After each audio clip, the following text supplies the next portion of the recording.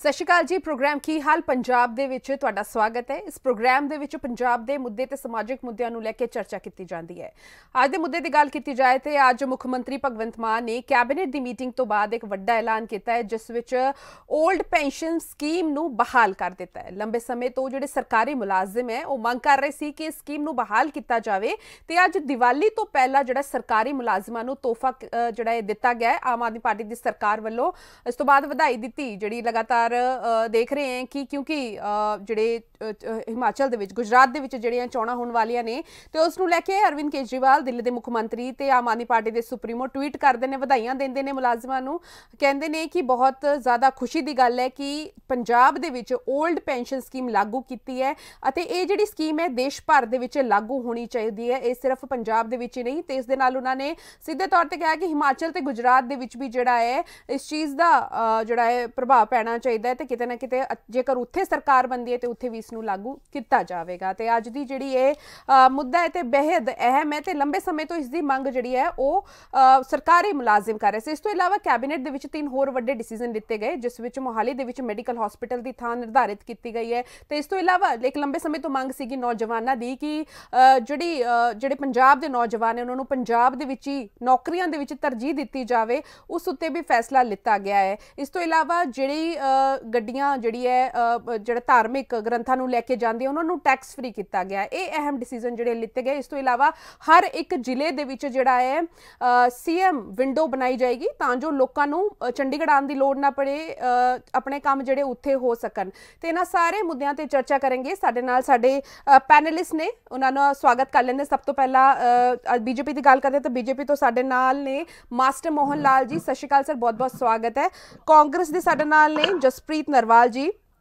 ਇਸ ਤੋਂ ਇਲਾਵਾ ਆਮ ਆਦਮੀ ਪਾਰਟੀ ਦੀ ਗੱਲ ਕਰੀਏ ਤੇ ਇੰਦਰਜੀਤ ਸਿੰਘ ਸੰਧੂ ਪਟਿਆਲਾ ਤੋਂ ਸਾਡੇ ਨਾਲ ਨੇ। ਇਸ ਤੋਂ ਇਲਾਵਾ political expert professor Manjit Singh ਸਾਡੇ ਨਾਲ ਨੇ। ਬਹੁਤ ਬਹੁਤ ਸਵਾਗਤ ਹੈ ਸਾਰੇ ਪੈਨਲਿਸਟ ਦਾ। ਸਭ ਤੋਂ ਪਹਿਲਾਂ ਸੰਧੂ ਸਰ, ਅੱਜ ਇੱਕ ਵੱਡਾ ਐਲਾਨ, ਵੱਡਾ ਜਿਹੜਾ ਹੈ ਤੋਹਫਾ ਸਰਕਾਰੀ ਮੁਲਾਜ਼ਮਾਂ ਨੂੰ ਸਰਕਾਰ ਨੇ ਦਿੱਤਾ ਹੈ, ਕਿਵੇਂ ਦੇਖਦੇ ਹੋ ਇਸ ਫੈਸਲੇ ਨੂੰ? ਦੇਖੋ, ਇਹ ਜਿਹੜਾ ਪੁਰਾਣੀ ਪੈਨਸ਼ਨ ਸਕੀਮ ਜਿਹੜੀ ਹੈ ਉਹ ਬਹਾਲ ਕਰਨ ਦਾ ਜਿਹੜਾ ਫੈਸਲਾ ਹੈ ਇਹ ਬਹੁਤ ਅਹਿਮ ਤੇ ਇਤਿਹਾਸਕ ਫੈਸਲਾ ਹੈ, ਕਿਉਂਕਿ ਮੁਲਾਜ਼ਮਾਂ ਦੀ ਬਹੁਤ ਦੇਰ ਤੋਂ ਮੰਗ ਸੀ। ਲਗਾਤਾਰ ਮੁਲਾਜ਼ਮ ਜਥੇਬੰਦੀਆਂ ਇਹਦੇ ਤੇ ਸੰਘਰਸ਼ ਕਰਦੀਆਂ ਆ ਰਹੀਆਂ ਸਨ ਔਰ ਮੰਗ ਕਰਦੀਆਂ ਆ ਰਹੀਆਂ ਸਨ ਕਿ ਉਹਨਾਂ ਦੀ ਇਹ ਜਿਹੜੀ ਜਾਇਜ਼ ਮੰਗ ਹੈ, ਕਿਉਂਕਿ ਪਹਿਲਾਂ ਵੀ ਇਹ ਸਾਰਾ ਕੁਝ ਜੋ ਲਾਗੂ ਸੀ ਉਹ ਮੇਰੇ ਖਿਆਲ 'ਚ ਸ਼ਾਇਦ 2004 'ਚ ਇਹ ਜਿਹੜਾ ਇਹ ਬੰਦ ਕਰ ਦਿੱਤੀ ਗਈ ਸੀ। ਤੇ ਉਸ ਤੋਂ ਬਾਅਦ ਲਗਾਤਾਰ ਜਿਹੜੇ ਮੁਲਾਜ਼ਮ ਨੇ ਇਹਨਾਂ ਗੱਲਾਂ ਨੂੰ ਲੈ ਕੇ ਪ੍ਰੋਟੈਸਟ ਜਿਹੜਾ ਉਹ ਕਰ ਰਹੇ ਸਨ ਔਰ ਸਰਦਾਰ ਭਗਵੰਤ ਸਿੰਘ ਮਾਨ ਦੀ ਸਰਕਾਰ, ਆਮ ਆਦਮੀ ਪਾਰਟੀ ਦੀ ਸਰਕਾਰ, ਕਿਉਂਕਿ ਹਰ ਵਰਗ ਦੀ ਭਲਾਈ ਵਾਸਤੇ ਲੋਕਾਂ ਨੂੰ ਬੁਲਾਉਂਦੀ ਹੈ ਜਾਂ ਵਫਦ ਆਉਂਦੇ ਨੇ ਉਹਨਾਂ ਦੀ ਸੁਣਦੀ ਹੈ ਔਰ ਸੁਣਨ ਤੋਂ ਬਾਅਦ ਜਿਹੜੇ ਨੇ ਉਹ ਉਹਨਾਂ ਦੇ ਹੱਲ ਕੱਢਣ ਦੀ ਕੋਸ਼ਿਸ਼ ਕਰਦੀ ਹੈ। ਔਰ ਇਸ ਕਰਕੇ ਇਸ ਮਸਲੇ ਨੂੰ ਗੰਭੀਰਤਾ ਨਾਲ ਬੜੀ ਦੇਰ ਤੋਂ ਲਿਆ ਜਾ ਰਿਹਾ ਸੀ ਔਰ ਇਹਦੇ ਨਾਲ ਨਾਲ ਜਿਹੜਾ 6% ਡੀਏ ਦਾ ਜਿਹੜਾ ਵਾਧਾ ਹੈ, ਜਿਹੜਾ ਮੁਲਾਜ਼ਮਾਂ ਦਾ ਵੀ ਔਰ ਪੈਨਸ਼ਨਰਜ਼ ਦਾ, ਉਹਨਾਂ ਦਾ ਦੋਨਾਂ ਦਾ ਜਿਹੜਾ ਡੀਏ 'ਚ ਵਾਧਾ ਜਿਹੜਾ ਉਹ ਕੀਤਾ ਗਿਆ। ਇਹ ਵੀ ਇੱਕ ਬਹੁਤ ਅਹਿਮ ਜਿਹੜਾ ਉਹ ਫੈਸਲਾ ਹੈ। ਤੇ ਮਾਨ ਸਾਹਿਬ ਨੇ ਪਹਿਲਾਂ ਵੀ ਜਿਹੜਾ ਪਤਾ ਕਿ ਤੁਹਾਨੂੰ ਕਿ ਭਾਵੇਂ 20,000 ਨੌਜਵਾਨਾਂ ਨੂੰ ਨੌਕਰੀ ਦਿੱਤੀ, ਭਾਵੇਂ 3736 ਮੁਲਾਜ਼ਮ ਜਿਹੜੇ ਨੇ ਉਹ ਪੱਕੇ ਕੀਤੇ।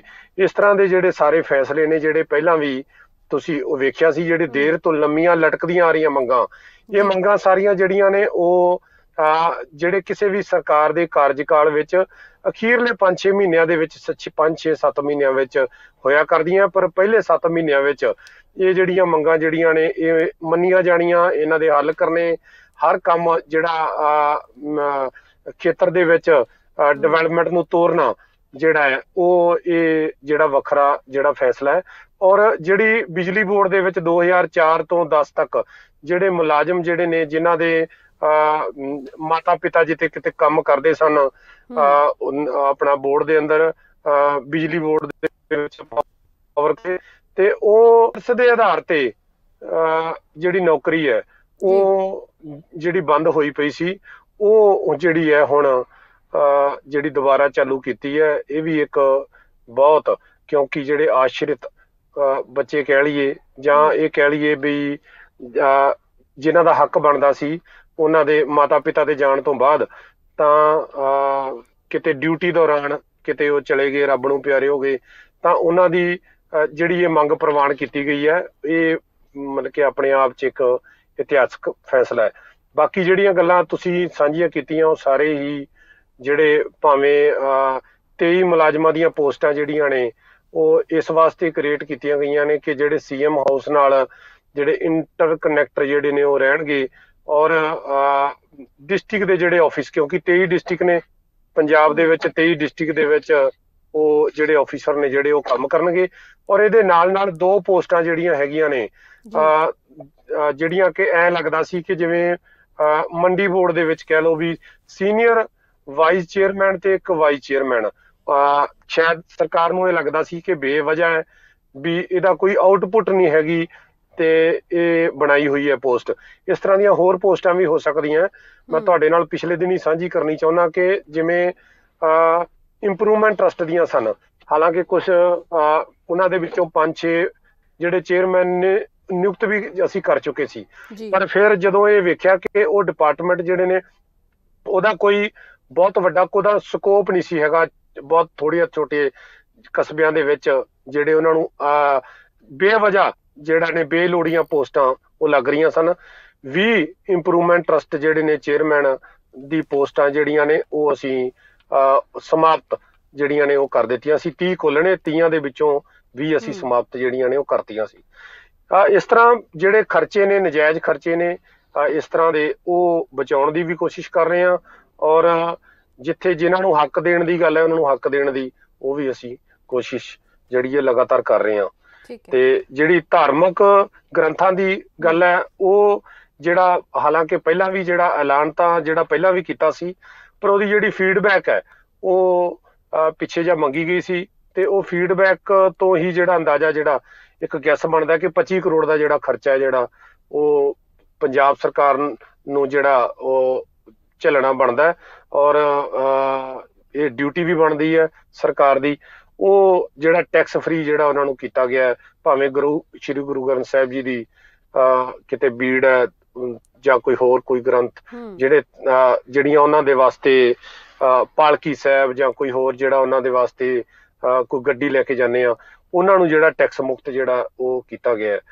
ਤੇ ਇਸ ਕਰਕੇ ਇਹ ਸਾਰੇ ਹੀ ਫੈਸਲੇ ਜਿਹੜੇ ਨੇ ਦੀਵਾਲੀ ਦਾ ਤੋਹਫਾ ਜਿਹੜਾ ਹੈ ਸਰਦਾਰ ਭਗਵੰਤ ਸਿੰਘ ਮਾਨ ਵੱਲੋਂ, ਆਮ ਆਦਮੀ ਪਾਰਟੀ ਦੀ ਸਰਕਾਰ ਵੱਲੋਂ ਪੰਜਾਬ ਦੇ ਲੋਕਾਂ ਨੂੰ, ਮੁਲਾਜ਼ਮਾਂ ਨੂੰ ਤੇ ਹੋਰ ਵਰਗਾਂ ਨੂੰ ਜਿਹੜਾ ਦਿੱਤਾ ਗਿਆ, ਔਰ ਸਾਡੇ ਵੱਲੋਂ ਸਮੁੱਚੇ ਵਰਗਾਂ ਨੂੰ ਜਿਹੜੀ ਬਹੁਤ ਬਹੁਤ ਵਧਾਈ ਹੈ।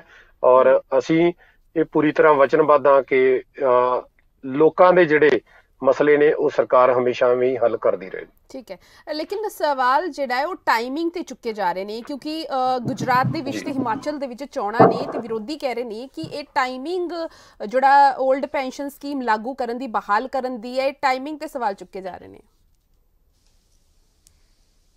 ਦੇਖੋ, ਚਲੋ ਇਹ ਤਾਂ ਸਵਾਲ ਤਾਂ ਕੋਈ ਵੀ ਕਰ ਸਕਦਾ, ਸਵਾਲ ਕਰਨ 'ਚ ਕੋਈ ਹਰਜ ਨਹੀਂ ਹੈਗਾ, ਪਰ ਅਸੀਂ ਸਾਰੇ ਮਸਲੇ ਜਿਹੜੇ ਨੇ, ਭਾਵੇਂ ਬਿਜਲੀ ਦਾ ਸੀ, ਬਿਜਲੀ ਦੇ ਉੱਤੇ ਵੀ ਬਹੁਤ ਜਿਹੜੇ ਸਵਾਲ ਹੋਏ ਸੀ ਕਿ ਇਹ ਤਾਂ ਕਹਿ ਰਹੇ ਨੇ ਜਿੱਦਣ ਲਾਗੂ ਕਰਨਗੇ ਉਦੋਂ ਪਤਾ ਲੱਗੂਗਾ ਕਿਹੜਾ ਕਰਨੀ ਹੈ, ਪਰ 47 ਲੱਖ ਫਿਰ ਤਕਰੀਬਨ 49 ਲੱਖ ਤੋਂ ਉੱਪਰ ਦੇ ਜਿਹੜੇ ਨੇ ਸਾਡੇ ਕੋਲ ਡਾਟਾ ਜਿਹੜਾ ਆਇਆ ਸੀ, ਉਹ ਅਸੀਂ ਬਿਜਲੀ ਦੇ ਬਿੱਲ ਜਿਹੜੇ ਨੇ ਮਾਫ ਜਿਹੜੇ ਹੋਏ ਸੀ, ਜਿਨ੍ਹਾਂ ਨੂੰ 49 ਲੱਖ ਬਿੱਲ ਜਿਹੜੇ ਨੇ ਉਹ ਮਾਫ ਜਿਹੜੇ ਜ਼ੀਰੋ ਬਿੱਲ ਜਿਨ੍ਹਾਂ ਦਾ ਉਹ ਆਇਆ ਸੀ। ਔਰ ਇਸ ਕਰਕੇ ਇਸ ਤਰ੍ਹਾਂ ਹੋਰ ਵੀ ਬਹੁਤ ਸਾਰੀਆਂ ਜਿਹੜੀਆਂ ਗੱਲਾਂ ਨੇ ਜਿਹੜੀਆਂ ਕਈ ਕਿਹਾ ਜਾਂਦਾ ਵੀ ਇਹ ਕਹਿ ਰਹੇ ਨੇ ਲਾਗੂ ਨਹੀਂ ਕਰਨਗੇ।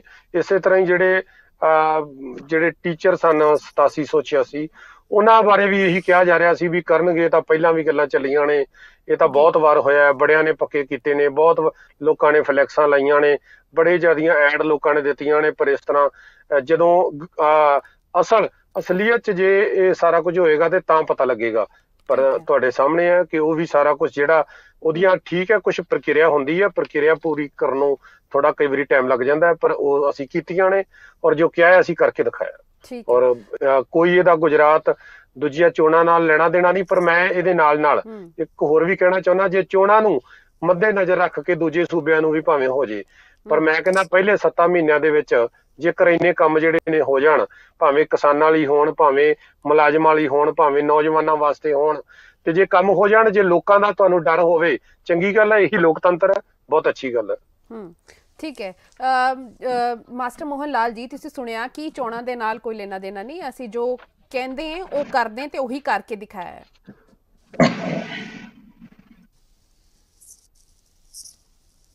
ਮਾਸਟਰ ਮੋਹਨ ਲਾਲ ਜੀ, ਤੁਹਾਨੂੰ ਮੇਰੀ ਵੌਇਸ ਆ ਰਹੀ ਹੈ? ਉਹ ਆਪਣੀ ਆਵਾਜ਼ ਅਨਮਿਊਟ ਕਰਵਾਓ ਇਹਨਾਂ ਦੀ। ठीक है। मेरा ये सवाल रहेगा, कांग्रेस के जिहड़े बुलारे ने, जसप्रीत जी तुसी दसो जिहड़ा इन्होंने कहा कि तुसी जिहड़ी इन्हां दी स्टेटमेंट है, खास कर कि असी काम कर रहे हैं, ग्राउंड लैवल ते काम कर रहे हैं, विरोधियों का काम तो है बोलना, वो तो बोली जाणगे, लेकिन असी जिहड़ा है लोकां दे लई काम कर रहे हैं, लोकां दे हितां दे लई काम कर रहे हैं।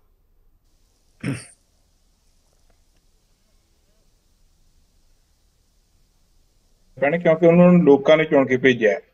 जे आप गल करिए हुण जिहड़ी इन्हां ने नवीं जिहड़ी OPS the old pension scheme की गल कीती है, इहनूं दिवाली गिफ्ट कह रहे ने। मैनूं इन्नी गल दस दिओ, इहदे विच अज दी डेट दे विच किहनूं फाइनैंशियल बेनीफिट हो रहा है। सो जे तुसीं आपां गल करदे पए हुण OPS दी कि ओल्ड जिहड़ी पेंशन स्कीम है, ते जे आपां पिछोकड़ दे विच जाइए कि जदों भारत दे विच गोरियां दा राज सी, ਇਹ ਸਕੀਮਾਂ ਪੈਨਸ਼ਨਸ वगैरह उदों शुरू होईयां। उस तो बाद चों जदों अपनी इंडिपेंडेंस हुंदी है, आज़ादी तो बाद विच ਉਹ ਜਿਹੜੇ ਪ੍ਰਾਈਵੇਟ EMPLOYE ਸੀਗੇ ਉਹਨਾਂ ਨੂੰ ਜਿਹੜੇ PF ਵਗੈਰਾ ਸੀਗੇ, ਪ੍ਰੋਵੀਡੈਂਟ ਫੰਡਸ ਵਗੈਰਾ ਦੇ ਵਿੱਚ ਲਿਆਉਣ ਦਾ ਕੰਮ ਉਹ ਕਾਂਗਰਸ ਪਾਰਟੀ ਨੇ ਕੀਤਾ। ਫਿਰ ਜਿਹੜੀ OPS ਦੀ ਸਕੀਮ ਆ, ਇਹ ਵੀ ਕਾਂਗਰਸ ਪਾਰਟੀ ਇਹ ਵਿੱਚ ਲੈ ਕੇ ਆਈ ਸੀ ਕਿ ਜਿਹੜੇ ਲੋਕਾਂ ਨੂੰ ਪੈਨਸ਼ਨ ਦਾ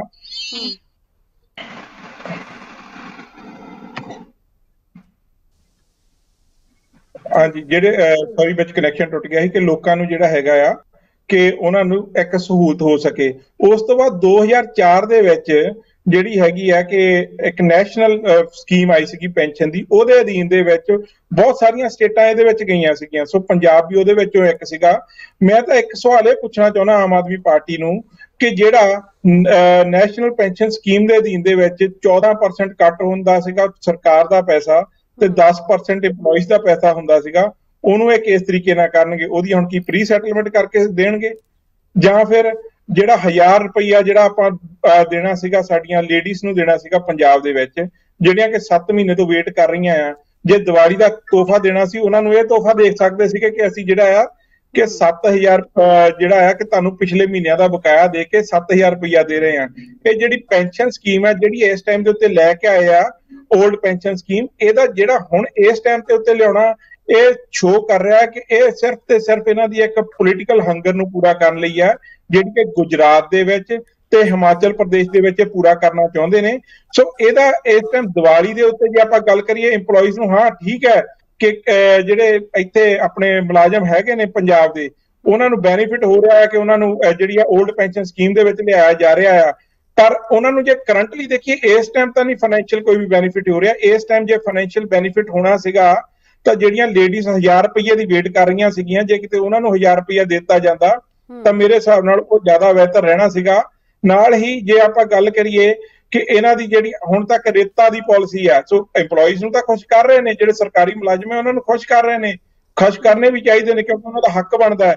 ਪਰ ਜਿਹੜੇ ਆਮ ਜਨਤਾ ਆ, ਪੰਜਾਬ ਦੀ ਆਮ ਜਨਤਾ ਆ, ਤਰਾਹੀਮਾਮ ਮਚਿਆ ਪਿਆ ਆ ਰੇਤਾ ਬਜਰੀ ਨੂੰ ਲੈ ਕੇ, ਉਹਦੇ ਬਾਰੇ ਇਹਨਾਂ ਦਾ ਕੀ ਵਿਚਾਰ ਹੈਗਾ ਉਹ ਵੀ ਦੱਸ ਦੇਣ। ਕਿ ਲੋਕਾਂ ਨੇ ਕਈਆਂ ਨੇ ਦੀਵਾਲੀ ਦੁਸਹਿਰਿਆਂ ਦੇ ਉੱਤੇ ਆਪਣੇ ਘਰਾਂ ਨੂੰ ਰੰਗ ਰੋਗਨ ਕਰਾਉਣਾ ਹੁੰਦਾ ਆ, ਘਰਾਂ ਦੀਆਂ ਛੱਤਾਂ ਪਾਉਣੀਆਂ ਹੁੰਦੀਆਂ ਆ, ਉਹ ਸਿਰਫ ਇਸ ਵਾਰ ਦੀਵਾਲੀ ਤੋਂ ਤਾਂ ਕਰਕੇ ਰਹਿ ਗਏ ਕਿਉਂਕਿ ਆਮ ਆਦਮੀ ਦੀ ਸਰਕਾਰ ਦੇ ਵਿੱਚ ਕ੍ਰੈਸ਼ਰ ਨਹੀਂ ਮਿਲ ਰਿਹਾ ਸੀ, ਆਮ ਆਦਮੀ ਦੀ ਸਰਕਾਰ ਦੇ ਵਿੱਚ ਲੋਕਾਂ ਨੂੰ ਰੇਤਾ ਨਹੀਂ ਮਿਲ ਰਹੀ ਸੀ।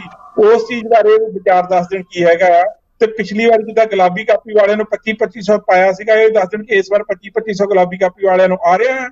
ਉਹ ਵੀ ਇੱਕ ਵਾਰੀ ਸਾਡੇ ਧਿਆਨ ਦੇ ਵਿੱਚ ਲਿਆ ਦੇਣ ਕਿ ਜਿਹੜਾ ਹੈਗਾ ਕਿ ਪੰਜਾਬ ਦੇ ਜਿਹੜੇ ਆਮ ਵਸਿੰਦੇ ਨੇ, ਜੇ ਆਪਾਂ ਗੱਲ ਕਰੀਏ ਮੁਲਾਜ਼ਮਾਂ ਤੋਂ ਇਲਾਵਾ, ਉਹਨਾਂ ਨੂੰ ਦੀਵਾਲੀ ਦੇ ਉੱਤੇ ਆਮ ਆਦਮੀ ਦੀ ਸਰਕਾਰ ਜਿਹੜੀ ਆ ਉਹ ਕੀ ਤੋਹਫਾ ਦੇ ਰਹੀ ਹੈ? ਕੀ ਰੇਤਾ ਬਜਰੀ ਸਸਤੀ ਕਰ ਰਹੀ ਹੈ? ਕੀ ਫੌਜਾ ਸਿੰਘ ਸਰਾਰੀ ਨੂੰ ਭ੍ਰਿਸ਼ਟਾਚਾਰ ਦੇ ਇਲਜ਼ਾਮਾਂ ਤੋਂ ਦੇ ਵਿੱਚ ਜਿਹੜਾ ਇਹਨਾਂ ਨੇ ਦੂਜਾ ਨੋਟਿਸ ਦਿੱਤਾ ਸੀ ਉਹਦੇ ਆਧਾਰ ਤੋਂ ਬਾਅਦ ਵਿੱਚ ਉਹਨਾਂ ਨੂੰ ਡਿਸਮਿਸ ਕਰ ਰਹੀ ਹੈ? ਇਸ ਚੀਜ਼ਾਂ ਦੇ ਜਵਾਬ ਦੇ ਦੇਣ। ਬਾਕੀ OPS ਜਿਹੜਾ ਹੈ, ਜਦੋਂ ਸਰਕਾਰਾਂ ਆਉਂਦੀਆਂ ਨੇ, ਕੋਈ ਵੀ ਸਰਕਾਰ ਆਉਂਦੀ ਹੈ ਇਹ ਜਿਹੜੇ ਪੈਨਸ਼ਨ ਸਕੀਮਸ ਹੋ ਗਈਆਂ ਜਾਂ ਕੋਈ ਹੋਰ ਸਕੀਮਸ ਹੋ ਗਈਆਂ, ਇਹਨਾਂ ਵਿੱਚ ਰੈਗੂਲਰ ਅਮੈਂਡਮੈਂਟ ਆਉਂਦੇ ਰਹਿੰਦੇ ਨੇ। ਹਰ ਸਰਕਾਰ ਜਿਹੜੀ ਆ ਉਹ ਆਪਣੇ ਅਕੋਰਡਿੰਗ ਦੀ ਜਿਹੜੇ ਅਮੈਂਡਮੈਂਟ ਉਹਨਾਂ ਨੂੰ ਲੱਗਦੇ ਨੇ, ਜਿਹੜੇ ਇਨ ਫੇਵਰ ਆਫ ਪੀਪਲ ਹੋਣ, ਲੋਕਾਂ ਦੇ ਫੇਵਰ 'ਚ ਹੋਣ, ਉਹ ਅਮੈਂਡਮੈਂਟ ਕਰਦੇ ਨੇ। ਪਰ ਜਿਹੜਾ ਇਹਨਾਂ ਦਾ ਇਸ ਟਾਈਮ ਦੇ ਉੱਤੇ ਆਹ ਜਿਹੜਾ ਹੁਣ ਅਮੈਂਡਮੈਂਟ ਕੀਤੀ ਆ, ਦੀਵਾਲੀ ਦਾ ਤੋਹਫਾ ਕਹਿ ਰਹੇ ਨੇ, ਇਹ ਸਿਰਫ ਤੇ ਸਿਰਫ ਹਿਮਾਚਲ ਤੇ ਗੁਜਰਾਤ ਦੀਆਂ ਚੋਣਾਂ ਨੂੰ ਮੱਦੇ ਨਜ਼ਰ ਇਹਨਾਂ ਨੇ ਕੀਤਾ ਹੈ, ਕਿਉਂਕਿ ਓਪੀਐਸ ਤਾਂ ਪਹਿਲਾਂ ਹੀ ਕਾਂਗਰਸ ਦੇ ਰਹੀ ਹੈ, ਰਾਜਸਥਾਨ ਦੇ ਵਿੱਚ ਵੀ ਓਪੀਐਸ ਮਿਲ ਰਿਹਾ ਲੋਕਾਂ ਨੂੰ ਪਹਿਲਾਂ ਹੀ।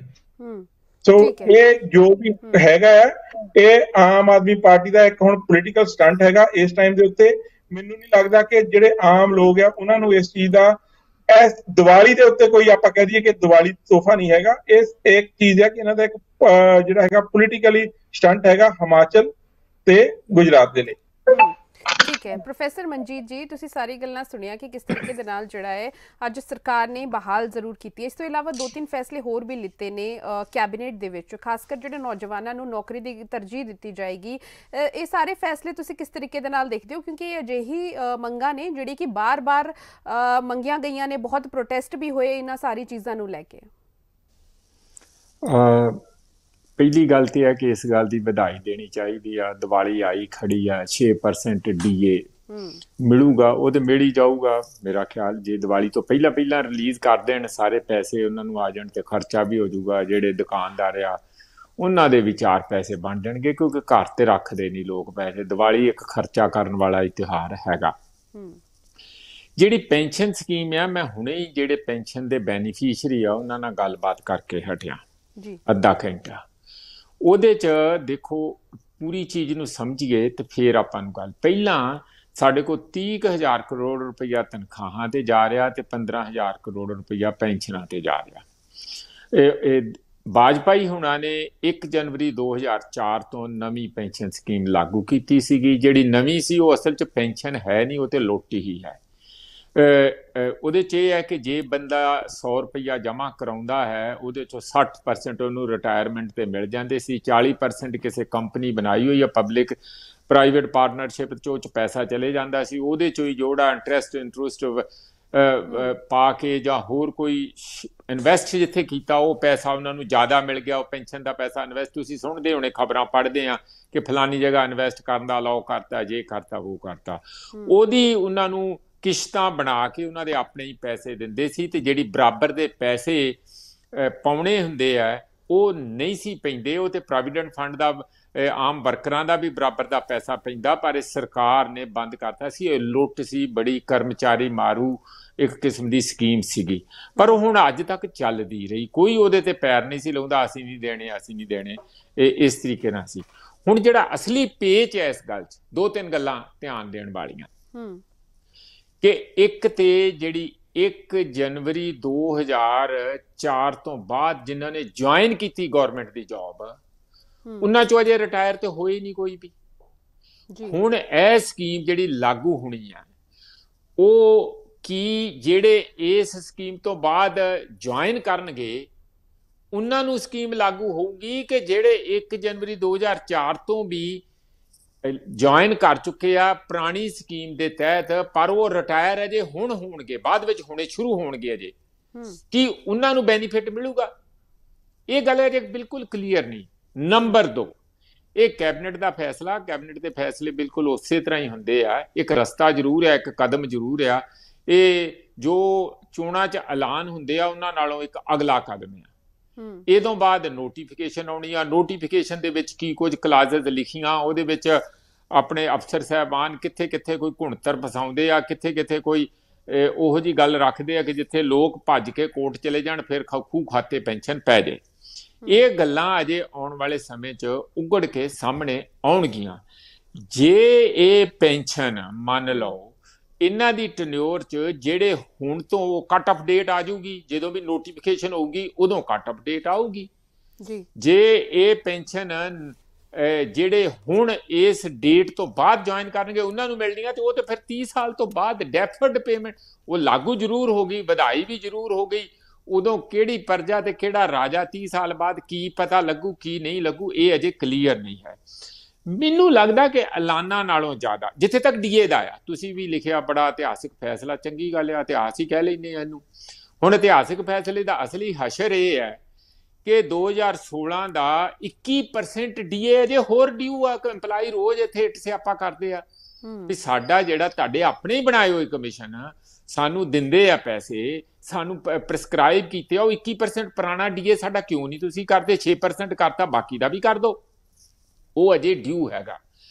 ਓਵਰਆਲ ਮੈਂ ਇਹ ਕਹਿਣਾ ਕਿ ਇਹ ਇੱਕ ਚੰਗਾ ਕਦਮ ਹੋਇਆ, ਇੱਕ ਲੋਕਾਂ ਨੂੰ ਰਾਹਤ ਮਿਲਣ ਦਾ, ਇੰਪਲਾਈਜ਼ ਨੂੰ ਰਾਹਤ ਮਿਲਣ ਵਾਲਾ ਕਦਮ ਆ। ਇਸ ਦੀ ਸਾਨੂੰ ਸ਼ਲਾਘਾ ਕਰਨੀ ਚਾਹੀਦੀ ਆ। ਪਰ ਜੇ ਇਹ ਲਾਗੂ ਨਾ ਹੋਇਆ, ਸਿਰਫ ਤੇ ਸਿਰਫ ਜੋ ਬਿਲਕੁਲ ਮੈਂ ਵੀ ਇਸ ਗੱਲ ਨਾਲ ਸਹਿਮਤ ਹਾਂ ਕਿ ਉਧਰੋਂ ਕੇਜਰੀਵਾਲ ਨੇ ਟਵੀਟ ਕਰਤਾ ਫਟ ਦੇਣੀ, ਭਗਵੰਤ ਮਾਨ ਨੇ ਬੜਾ ਤਕੜਾ ਫੈਸਲਾ ਕੀਤਾ ਉੱਥੇ ਸਾਰੇ ਗੁਜਰਾਤ 'ਚ ਦੱਸਣ ਲਈ, ਇਸ ਤਰ੍ਹਾਂ ਹੀ ਹਿਮਾਚਲ 'ਚ ਦੱਸਣ ਲਈ। ਰਾਜਸਥਾਨ ਵਾਲਿਆਂ ਨੇ ਪਹਿਲਾਂ ਹੀ ਓਲਡ ਪੈਨਸ਼ਨ ਸਕੀਮ ਲਾਗੂ ਕਰ ਦਿੱਤੀ ਹੋਈ ਹੈ। ਉਹਨਾਂ ਦਾ ਵੀ ਕਾਰਨ ਕੋਈ ਰਾਜਨੀਤਿਕ ਹੀ ਹੈ। ਬਾਕੀ ਦੇ ਇੰਪਲਾਈ ਦਾ ਡੈਮੋਕ੍ਰੇਸੀ ਦੇ ਵਿੱਚ ਭਲਾ ਤਾਂ ਹੀ ਹੁੰਦਾ ਕਿਉਂਕਿ ਵੋਟਾਂ ਲੈਣੀਆਂ, ਨਹੀਂ ਤੇ ਇੰਨਾ ਵੀ ਨਾ ਕਰਨ। ਹੁਣ ਭਾਵੇਂ ਵੋਟਾਂ ਦੀ ਖਾਤਰ ਹੀ ਹੋਵੇ, ਭਾਵੇਂ ਗੁਜਰਾਤ 'ਚ ਚੋਣਾਂ ਦੀ ਖਾਤਰ ਹੀ ਹੋਏ, ਭਾਵੇਂ ਹਿਮਾਚਲ 'ਚ ਚੋਣਾਂ ਦੀ ਖਾਤਰ ਹੀ ਹੋਏ, ਪਰ ਇਹ ਫੈਕਟ ਆ ਕਿ ਇੱਕ ਚੰਗਾ ਫੈਸਲਾ ਹੈਗਾ। ਪਰ ਇਹਦੇ 'ਚ ਇੱਕੋ ਹੀ ਗੱਲ ਹੈ ਕਿ ਇਫਸ ਐਂਡ ਬਟਸ ਬਹੁਤ ਜ਼ਿਆਦਾ ਆ। ਉਹਦੇ ਬਾਰੇ ਸਾਡੇ ਇੰਦਰਜੀਤ ਸੰਧੂ ਜੀ ਬੈਠੇ ਥੋੜਾ ਕਲੀਅਰ ਕਰ ਦੇਣ ਕਿ ਪੈਸੇ ਹੈਗੇ ਆ। ਆਪਾਂ ਐਲਾਨ ਕਰਦੇ ਹਾਂ, ਜਿਵੇਂ ਜਸਪ੍ਰੀਤ ਹੁਣਾਂ ਨੇ ਕਿਹਾ ਕਿ ਉਹ ਪਹਿਲੇ ਤੇ ਜਿਹੜੇ 1000 ਰੁਪਈਆ 15 ਲੱਖ ਰੁਪਈਆ ਮੋਦੀ ਵਾਲੇ ਵਾਂਗੂ ਅਜੇ ਤੱਕ ਨਹੀਂ ਆਇਆ ਲੋਕਾਂ ਦੇ ਹੈ, ਤੇ ਇਹ 1000 ਰੁਪਈਆ ਮਹੀਨੇ ਦਾ 12000 ਕਰੋੜ ਰੁਪਈਆ ਉਹਦਾ ਸਾਲ ਦਾ ਬਜਟ ਵਿੱਚ ਪ੍ਰੋਵੀਜ਼ਨ ਹੋਣਾ ਚਾਹੀਦਾ, ਤਾਂ ਉਹ ਲਾਗੂ ਹੋਣੀ ਆ। ਉਹ ਵੀ ਦੀਵਾਲੀ ਦੇ ਨਾਲ ਹੀ ਬੀਬੀਆਂ ਨੂੰ ਅਨਾਉਂਸ ਕਰ ਦਿੰਦੇ, ਸਾਰੀਆਂ ਬੀਬੀਆਂ ਖੁਸ਼ ਹੁੰਦੀਆਂ। ਕੱਲਾ 6% 200 ਕਰੋੜ ਦਾ ਡੀਏ ਕਿਉਂ ਕੀਤਾ? 1000 ਕਰੋੜ ਦਾ ਪੂਰਾ ਉਹਨਾਂ ਨੂੰ ਵੀ ਇੱਕ ਫਾਇਦਾ ਹੋ ਜਾਂਦਾ, ਬੀਬੀਆਂ ਨੂੰ ਵੀ।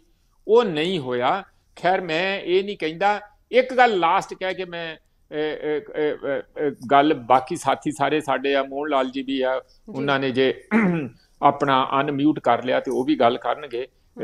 ਕਹਿਣ ਦਾ ਮੇਰਾ ਲਾਸਟ ਗੱਲ ਇੰਨੀ ਹੈ ਕਿ ਪਿਛਲੀ ਵਾਰੀ ਤੁਹਾਨੂੰ ਯਾਦ ਹੈ ਕਿ ਇੱਕ ਹਫ਼ਤਾ ਤਨਖਾਹਾਂ ਲੇਟ ਮਿਲੀਆਂ, ਔਰ ਉਹ ਜਿਹੜੀਆਂ ਇੱਕ ਹਫ਼ਤਾ ਤਨਖਾਹਾਂ ਇਕੱਲੇ ਆਰਡੀਨਰੀ ਇੰਪਲਾਈਜ਼ ਦੀਆਂ ਨਹੀਂ, ਪੁਲਿਸ ਵਾਲਿਆਂ ਦੀਆਂ ਵੀ ਤਨਖਾਹਾਂ ਲੇਟ ਮਿਲੀਆਂ। ਇਹ ਪਹਿਲੀ ਵਾਰੀ ਪੰਜਾਬ ਦੇ ਇਤਿਹਾਸ 'ਚ ਹੋਇਆ। ਇਹ ਵੀ ਲਿਖ ਦਿਓ ਕਿਤੇ ਨਾ ਕਿਤੇ, ਇਤਿਹਾਸਕ ਜਿਹੜੀ ਦੁਰਘਟਨਾ ਵਾਪਰੀ ਕਿ ਪੁਲਿਸ ਨੂੰ ਪਹਿਲੀ ਵਾਰੀ ਇੱਕ ਹਫ਼ਤਾ ਲੇਟ ਤਨਖਾਹਾਂ ਮਿਲੀਆਂ।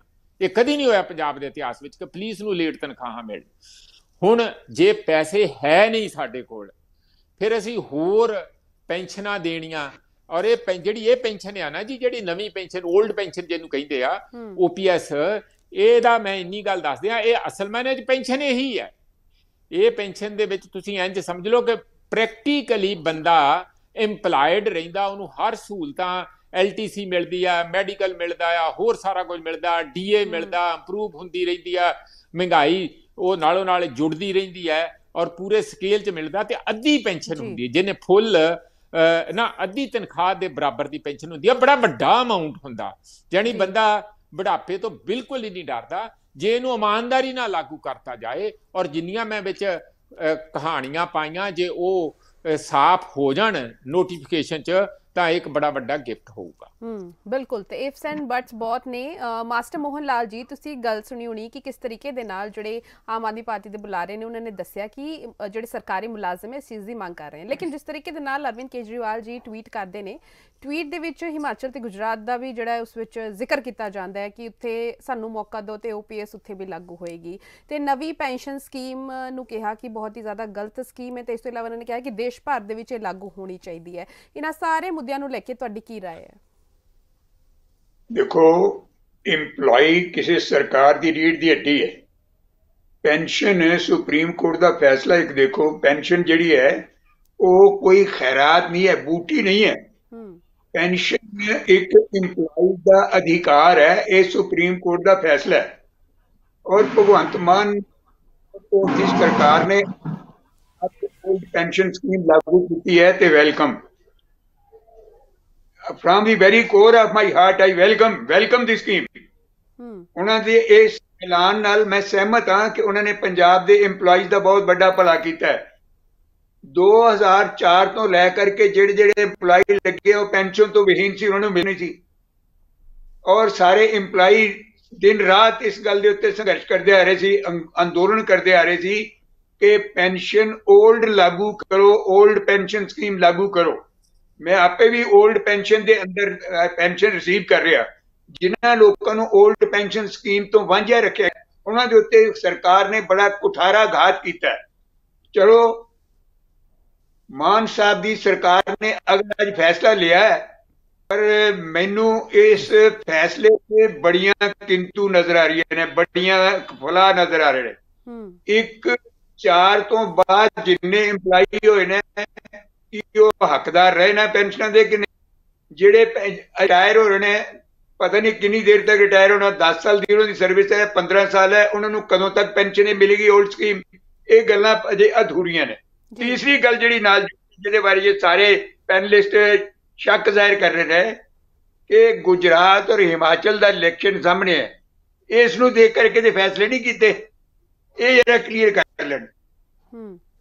ठीक है इंद्रजीत जी, ਤੁਸੀਂ ਸਾਰਿਆਂ ਦੇ ਜਿਹੜੀ ਹੈ ਸਾਰਿਆਂ ਨੇ ਜਿਹੜਾ ਵੈਲਕਮ ਕੀਤਾ, ਜਿਹੜਾ ਸਟੈਪ ਜਿਹੜਾ ਕਿ ਇੱਕ ਅੱਜ ਫੈਸਲਾ ਲਿੱਤਾ ਗਿਆ ਉਸ ਦਾ ਵੈਲਕਮ ਕੀਤਾ ਹੈ, ਲੇਕਿਨ ਕਿੰਤੂ ਪਰੰਤੂਆਂ ਦਾ ਜਵਾਬ ਸਭ ਤੋਂ ਪਹਿਲਾਂ ਪੰਜਾਬ ਦੇ ਉੱਤੇ ਪਹਿਲਾਂ ਹੀ ਕਰ ਜਾਏ। ਉਹੀ ਚੀਜ਼ ਜਿਵੇਂ ਕਿ ਮਨਜੀਤ ਜੀ ਨੇ ਕਿਹਾ ਕਿ ਪੈਸਾ ਕਿੱਥੋਂ ਆਏਗਾ, ਰੈਵਨਿਊ ਕਿੱਥੋਂ ਆਏਗਾ, ਤੇ ਦੂਜੀ ਪਾਸੇ ਇਹ ਵੀ ਕਿਹਾ ਜਾ ਰਿਹਾ ਕਿ ਮਹਿਲਾਵਾਂ ਵੀ ਇੰਤਜ਼ਾਰ ਕਰ ਰਹੀ ਸੀ ਕਿ 1000 ਰੁਪਏ ਜਿਹੜਾ ਵਾਅਦਾ ਕੀਤਾ ਸੀ ਸ਼ਾਇਦ ਦੀਵਾਲੀ ਤੇ ਉਹਨਾਂ ਨੂੰ ਮਿਲ ਜਾਏਗਾ, ਲੇਕਿਨ ਅਜਿਹਾ ਕੋਈ ਐਲਾਨ ਨਹੀਂ ਕੀਤਾ ਗਿਆ। ਤੇ ਇਹਨਾਂ ਸਾਰੇ ਸਵਾਲਾਂ ਦਾ ਜਵਾਬ ਤੁਸੀਂ किस तरीके दे नाल दोगे? देखो मेरी तो गल है भी नरवाल साहब ने एक होर भी किया सी कि दूजे वर्गां वास्ते जिहड़े किरत कर रहे ने उन्हां वास्ते जां की सरकार ने दिता है दिवाली ते तुहानूं ये भी पता होएगा कि पिछले दिनी मजदूरां दी घट्टो घट्ट उजरत विच जिहड़ा ओह वाधा कीता गया सी, जिहड़ियां तकरीबन कोई 9000 वाले नूं 10,500 रुपया, इस तरीके नाल किसी दा 1000 किसी दा 500, हर एक दी 3-4 कैटागरियां जिहड़ियां बनाईयां गईयां सन। उन्हां दी सारियां दी मजदूरी दे विच जिहड़ा है ओह पिछले दिनी जिहड़ा सरदार भगवंत सिंह मान ने जिहड़ा वाधा करके उन्हां नूं दिवाली दा जिहड़ा ओह भी तोहफा जिहड़ा ओह दित्ता है। और इहदे नाल नाल जिहड़े 7 महीनਿਆਂ ਦਾ जिहड़ा कार्यकाल है ओह भी ਉਹਦੇ ਤੇ ਆਪਾਂ ਪਹਿਲਾਂ ਹੀ ਬਹੁਤ ਸਾਰੀ ਡਿਬੇਟ ਕਰ ਚੁੱਕੇ ਹਾਂ, ਔਰ ਹੋਰ ਜਿਹੜੀਆਂ ਨਵੇਂ ਜਿਹੜੇ ਫੈਸਲੇ ਲਏ ਗਏ ਪਿਛਲੀ ਦਿਨੀ ਉਹ ਸਾਰਾ ਕੁਝ ਤੁਹਾਨੂੰ ਦੱਸ ਚੁੱਕੇ ਹਾਂ। ਔਰ ਦੂਜੀ ਗੱਲ ਜਿਹੜੀ ਮੈਨੂੰ ਜਾਣਕਾਰੀ ਮਿਲੀ ਹੈ ਉਹਦੇ ਮੁਤਾਬਕ ਇਹੀ ਹੈ ਵੀ ਜਿਹੜਾ ਜਿਹੜੇ 2000 ਜਿਹੜੇ ਅੱਜ ਤੋਂ ਬਾਅਦ ਵੀ ਜਿਹੜੇ ਹੁਣ ਨਵੇਂ ਮੁਲਾਜ਼ਮ ਜਿਹੜੇ ਨੇ ਉਹ ਭਰਤੀ ਹੋ ਰਹੇ ਨੇ ਜਾਂ 1/4 ਤੋਂ ਬਾਅਦ ਵਾਲੇ ਨੇ, ਉਹ ਸਾਰਿਆਂ ਵਾਸਤੇ ਜਿਹੜੀ ਪੈਨਸ਼ਨ ਸਕੀਮ ਹੈ ਜਿਹੜੀ ਬਹਾਲ ਕੀਤੀ ਗਈ, ਜੋ ਮੇਰੀ ਜਾਣਕਾਰੀ 'ਚ ਹੈ। ਇਹਦੇ ਵਿੱਚ ਜੇ ਕੋਈ ਫਰਕ ਹੋਇਆ ਤਾਂ ਨੋਟੀਫਿਕੇਸ਼ਨ ਜਦੋਂ ਸਾਹਮਣੇ ਸਾਰੀ ਉਹਦੀ ਕਾਪੀ ਆਏਗੀ ਤਾਂ ਕੁਦਰਤੀ ਤੌਰ ਤੇ ਫਿਰ ਵੀ ਇਹਦੇ 'ਚ ਆਪਾਂ ਡਿਬੇਟ 'ਚ ਬੈਠਣਾ ਤੇ ਫਿਰ ਵੀ ਕਿੰਤੂ ਪਰੰਤੂ ਵੀ ਚੱਲਣਗੀਆਂ ਤੇ ਅਸੀਂ ਉਹਦਾ ਸਵਾਲ ਜਵਾਬ ਵੀ ਜਿਹੜੇ ਨੇ ਉਹ ਹੋਣੇ ਨੇ। ਔਰ ਇਸ ਕਰਕੇ ਗੁਜਰਾਤ ਦੀ ਕੋਈ ਗੱਲ ਨਹੀਂ ਹੈਗੀ, ਮੈਂ ਪਹਿਲਾਂ ਹੀ ਕਲੀਅਰ ਕਰ ਚੁੱਕਿਆ। ਗੁਜਰਾਤ ਜਾਂ ਹਿਮਾਚਲ ਨੂੰ ਆਪਾਂ ਕਹੀਏ, ਇਹ ਚੋਣਾਂ ਤਾਂ ਵੇਖੋ ਚੱਲਦੀਆਂ ਰਹਿਣੀਆਂ ਨੇ, ਪਰ ਜੇ ਚੋਣਾਂ ਕਰਕੇ ਹੋਵੇ ਤਾਂ ਇਹ ਫੈਸਲੇ ਜਿਹੜੀਆਂ ਸਰਕਾਰਾਂ ਨੇ ਉਹ ਲਾਸਟ ਵਾਲੇ 6-7 ਮਹੀਨੇ 'ਚ ਲਿਆ ਕਰਦੀਆਂ ਨੇ। ਪਰ ਸਰਦਾਰ ਭਗਵੰਤ ਸਿੰਘ ਮਾਨ ਦੀ ਸਰਕਾਰ ਨੇ ਜਿਵੇਂ ਇਹ ਤਾਂ ਹੋ ਗਈ ਮੁਲਾਜ਼ਮਾਂ ਦੀ ਗੱਲ, ਜਿਵੇਂ ਗੰਨਾ ਉਤਪਾਦਕਾਂ ਦਾ ਉਹਨਾਂ ਨੇ 492 ਕਰੋੜ ਰੁਪਈਆ ਜਾਰੀ ਕੀਤਾ ਇੱਥੋਂ ਦੀਆਂ ਮਿੱਲਾਂ ਵਾਸਤੇ, ਇੱਥੋਂ ਦੇ ਕੰਮ ਨੂੰ ਚਲਾਉਣ ਵਾਸਤੇ। ਔਰ ਜਿਹੜਾ ਹੁਣ ਉੱਥੇ ਪਰਾਲੀ ਦਾ ਜਿਹੜਾ ਪਲਾਂਟ ਦਾ ਉਦਘਾਟਨ ਹੋਇਆ ਹੈ, ਭਾਵੇਂ ਉਹ ਮਤਲਬ ਕਿ ਸਾਲ ਡੇਢ ਤੋਂ ਪ੍ਰੋਸੈਸ ਜਿਹੜਾ ਉਹ ਚੱਲ ਰਿਹਾ ਸੀ, ਪਰ ਉਹਨੂੰ ਅੱਗੇ ਜਿਹੜੀ ਹੋਰ ਵਧਾਉਣ ਦਾ ਜਿਹੜਾ ਯਤਨ ਹੈ ਉਹ ਸਰਦਾਰ ਭਗਵੰਤ ਸਿੰਘ ਮਾਨ ਦੀ ਸਰਕਾਰ ਜਿਹੜੀ ਉਹ ਚੱਲ ਰਹੀ ਹੈ। ਔਰ ਪਰਾਲੀ ਦਾ ਅਸੀਂ ਪੱਕੇ ਤੌਰ ਤੇ ਜਿਹੜਾ ਹੱਲ ਜਿਹੜਾ ਉਹ ਕੱਢ ਕੇ ਰਵਾਂਗੇ। ਇਹ ਚੀਜ਼ਾਂ ਜਿਹੜੀਆਂ ਨੇ ਸਾਰੇ ਲੋਕ ਵੀ ਹੁਣ ਜਿਹੜਾ ਨੋਟ ਕਰ ਰਹੇ ਨੇ, ਸਾਰੇ ਦੇਖ ਰਹੇ ਨੇ ਵੀ ਸੰਧੂ ਜੀ, ਲੇਕਿਨ ਸਵਾਲ ਚੋਣਾਂ ਤਾਂ ਜਿਹੜੀਆਂ ਨੇ 5 ਸਾਲ ਬਾਅਦ ਆਉਂਦੀਆਂ ਨੇ ਕਿ ਪੈਸਾ ਕਿੱਥੋਂ ਆਏਗਾ? ਪਹਿਲਾਂ ਹੀ ਕਰਜ਼ਾਈ ਹੈ ਪੰਜਾਬ ਤੇ ਮਹਿਲਾਵਾਂ ਨੂੰ ਪੈਸੇ 200 ਕਰੋੜ ਰੁਪਏ ਦੀ ਐਡੀਸ਼ਨਲ ਆਊਟਲੈਟ ਜਿਹੜੀ ਹੈ ਉਹ ਕੀਤੀ ਗਈ ਹੈ। ਉਹ ਮੇਰੇ ਖਿਆਲ 'ਚ 6% ਜਿਹੜਾ ਪੈਨਸ਼ਨਰਸ ਤੇ EMPLOYEES ਜਿਹੜਾ ਤੋਹਫਾ ਦਿੱਤਾ ਗਿਆ ਉਹ DA, ਹਾਂ ਜੀ 200 ਕਰੋੜ ਰੁਪਏ ਦੀ ਉਹਦੇ ਲਈ ਕੀਤੀ ਗਈ। ਇਹਦੇ ਵਿੱਚ ਹੁਣ ਕੀ ਆਊਗਾ ਮੈਂ ਜ਼ਿਆਦੀ ਗੱਲ ਤਾਂ ਅਜੇ ਕਲੀਅਰ ਹੋਣ ਤੋਂ ਬਾਅਦ ਹੀ ਪਤਾ ਲੱਗੂ, ਪਰ ਇਹ ਜਿਹੜਾ ਪ੍ਰਬੰਧ ਹੈ ਇਹ ਤਾਂ ਕੁਦਰਤੀ ਤੌਰ ਤੇ ਅਸੀਂ ਪਹਿਲਾਂ ਵੀ ਵਿੱਚ ਉਹਦੇ 'ਚ ਮੈਂ ਤੁਹਾਨੂੰ ਇਹ ਦੱਸਿਆ ਵੀ ਜਿਹੜੇ ਵਾਧੂ ਖਰਚੇ ਨੇ ਬਹੁਤ ਤਰ੍ਹਾਂ ਦੇ, ਉਹ ਜਿਹੜੀਆਂ ਅਸੀਂ ਉਹ ਬੰਦ ਕਰ ਰਹੇ ਹਾਂ। ਕਈ ਚੀਜ਼ਾਂ ਜਿਵੇਂ ਤੁਹਾਨੂੰ ਦੱਸਿਆ ਵੀ 2 ਪੋਸਟਾਂ ਦਾ ਜਿਹੜਾ ਉਹ ਜ਼ਿਕਰ ਕੀਤਾ ਹੈ, ਜਿਹੜਾ ਸੀਨੀਅਰ ਵਾਈਸ ਚੇਅਰਮੈਨ ਤੇ ਆਪਣਾ ਵਾਈਸ ਚੇਅਰਮੈਨ ਦੀ ਪੋਸਟ ਦੀ ਗੱਲ ਕੀਤੀ ਏ। ਇਸ ਤਰ੍ਹਾਂ ਹੋਰ ਵੀ ਬਹੁਤ ਕੁਝ ਜਿਹੜਾ ਉਹਦੇ ਵਿੱਚ ਜਿਹੜਾ ਅੱਜ ਦਿੱਤਾ ਉਹਨਾਂ ਨੇ ਕਿਹਾ ਹੈ ਵੀ ਵੱਖ-ਵੱਖ ਸਰੋਤਾਂ ਰਾਹੀਂ ਆਪਾਂ।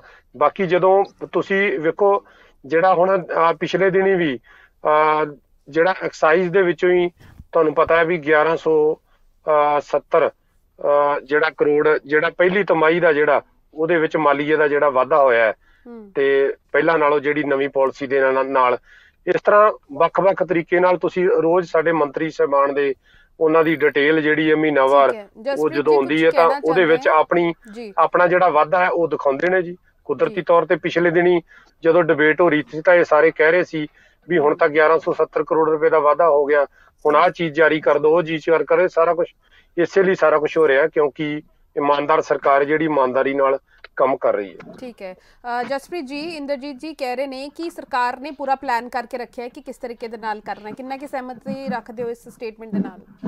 ਮੈਡਮ ਦੇਖੋ, ਜਿਹੜੀ ਤਾਂ ਹੈਗੀ ਆ ਜਿਹੜੀ ਪਰਾਲੀ ਵਾਲੀ ਵਿਪਰੋ ਕੰਪਨੀ ਵਾਲੀ ਗੱਲ ਹੈਗੀ ਆ ਕਿ ਉਹ ਤਾਂ ਦੇਖੋ ਪਹਿਲਾਂ ਤੋਂ ਹੀ ਪਲਾਂਟ ਲੱਗਾ ਹੋਇਆ ਸੀ ਕਾਂਗਰਸ ਸਰਕਾਰ ਦੇ ਟਾਈਮ ਤਾਂ, ਜਿਹੜੀ ਕਿ ਆਪਾਂ ਬਾਇਓ CNG ਜਿੱਥੇ ਬਣਨੀ ਹੈ, ਠੀਕ ਹੈ ਜੀ, ਉਹਦੇ ਵਿੱਚ ਕੋਈ ਦੋ ਰਾਏ ਨਹੀਂ, ਕਾਂਗਰਸ ਦੇ ਟਾਈਮ ਤੇ ਲੱਗਾ ਹੋਇਆ ਸੀ। ਉਸ ਤੋਂ ਇਲਾਵਾ ਭੋਗਪੁਰ ਸ਼ੂਗਰ ਮਿਲ ਆ, ਉੱਥੇ ਵੀ ਸਿਮਿਲਰ ਟਾਈਪ ਦਾ ਪਲਾਂਟ ਜਿਹੜਾ ਆ ਉਹ ਬਣ ਰਿਹਾ ਆ। ਉਸ ਤੋਂ ਇਲਾਵਾ ਗੁਰਦਾਸਪੁਰ ਦੇ ਵਿੱਚ ਵੀ ਉਹਦੇ ਨਾਲ ਦਾ ਇੱਕ ਸਿਮਿਲਰ ਪਲਾਂਟ ਬਣ ਰਿਹਾ ਆ। ਸੋ ਇਹ ਤਾਂ ਸਾਰੇ ਪ੍ਰੋਜੈਕਟ ਜਿਹੜੇ ਹੈਗੇ ਨੇ ਸਾਡੀ ਕਾਂਗਰਸ ਸਰਕਾਰ ਸ਼ੁਰੂ ਕਰ ਚੁੱਕੀ ਹੈ ਜਿਹੜੀ ਪਰਾਲੀ ਦੇ ਰਿਲੇਟਡ ਸੀਗੇ। ਬਾਅਦ ਵਿੱਚ ਇਹਨਾਂ ਨੇ ਗੱਲ ਕੀਤੀ ਕਿ ਜਿਹੜਾ ਗੰਨਾ ਕਾਸ਼ਤਕਾਰਾਂ ਨੂੰ ਸਿਰਫ 20 ਰੁਪਏ ਦਿੱਤੇ ਗਏ ਨੇ। ਚਲੋ ਓਲਡ ਪੈਨਸ਼ਨ ਸਕੀਮ ਤਾਂ ਲਾ ਰਹੀ ਹੈ ਕਿ ਜਿਹੜਾ ਪੰਜਾਬ ਦੀ ਰੀੜ੍ਹ ਦੀ ਹੱਡੀ ਕਿਸਾਨ ਹੈਗੇ ਨੇ ਉਹਨਾਂ ਨੂੰ ਸਿਰਫ 20 ਰੁਪਏ ਜਿਹੜੀ ਆ ਗੰਨਾ ਕਾਸ਼ਤਕਾਰਾਂ ਨੂੰ ਵਾਧਾ ਦਿੱਤਾ ਗਿਆ ਆ। 20 ਰੁਪਏ ਦੇ ਨਾਲ ਕੁਝ ਨਹੀਂ ਹੋਣਾ ਸੰਧੂ ਸਾਹਿਬ, ਮੈਂ ਖੁਦ ਵੀ ਗੰਨੇ ਦੀ ਖੇਤੀ ਕਰਦਾ। 20 ਰੁਪਏ ਦੇ ਨਾਲ ਇਸ ਵਾਰ ਲੇਬਰਾਂ ਜਿਹੜੀਆਂ ਦੁੱਗਣੀਆਂ ਚੜ ਜਾਣੀਆਂ ਨੇ। ਸੋ ਜਿਹੜਾ ਇਹਦੇ ਵਿੱਚ ਘੱਟੋ ਘੱਟ ਜਿਹੜਾ ਸਮਰਥਨ ਮੁੱਲ ਆ ਉਹਦੇ ਵਿੱਚ 50 ਰੁਪਏ ਦਾ ਵਾਧਾ ਕਰਦੇ, ਫੇਰ ਜਾ ਕੇ ਕੁਛ ਨਾ ਕੁਛ ਜਿਹੜਾ ਆ ਜੱਟਾਂ ਦੇ ਪੱਲੇ ਪੈਣਾ ਸੀ, ਕਿਸਾਨਾਂ ਦੇ ਪੱਲੇ ਪੈਣਾ ਸੀਗਾ।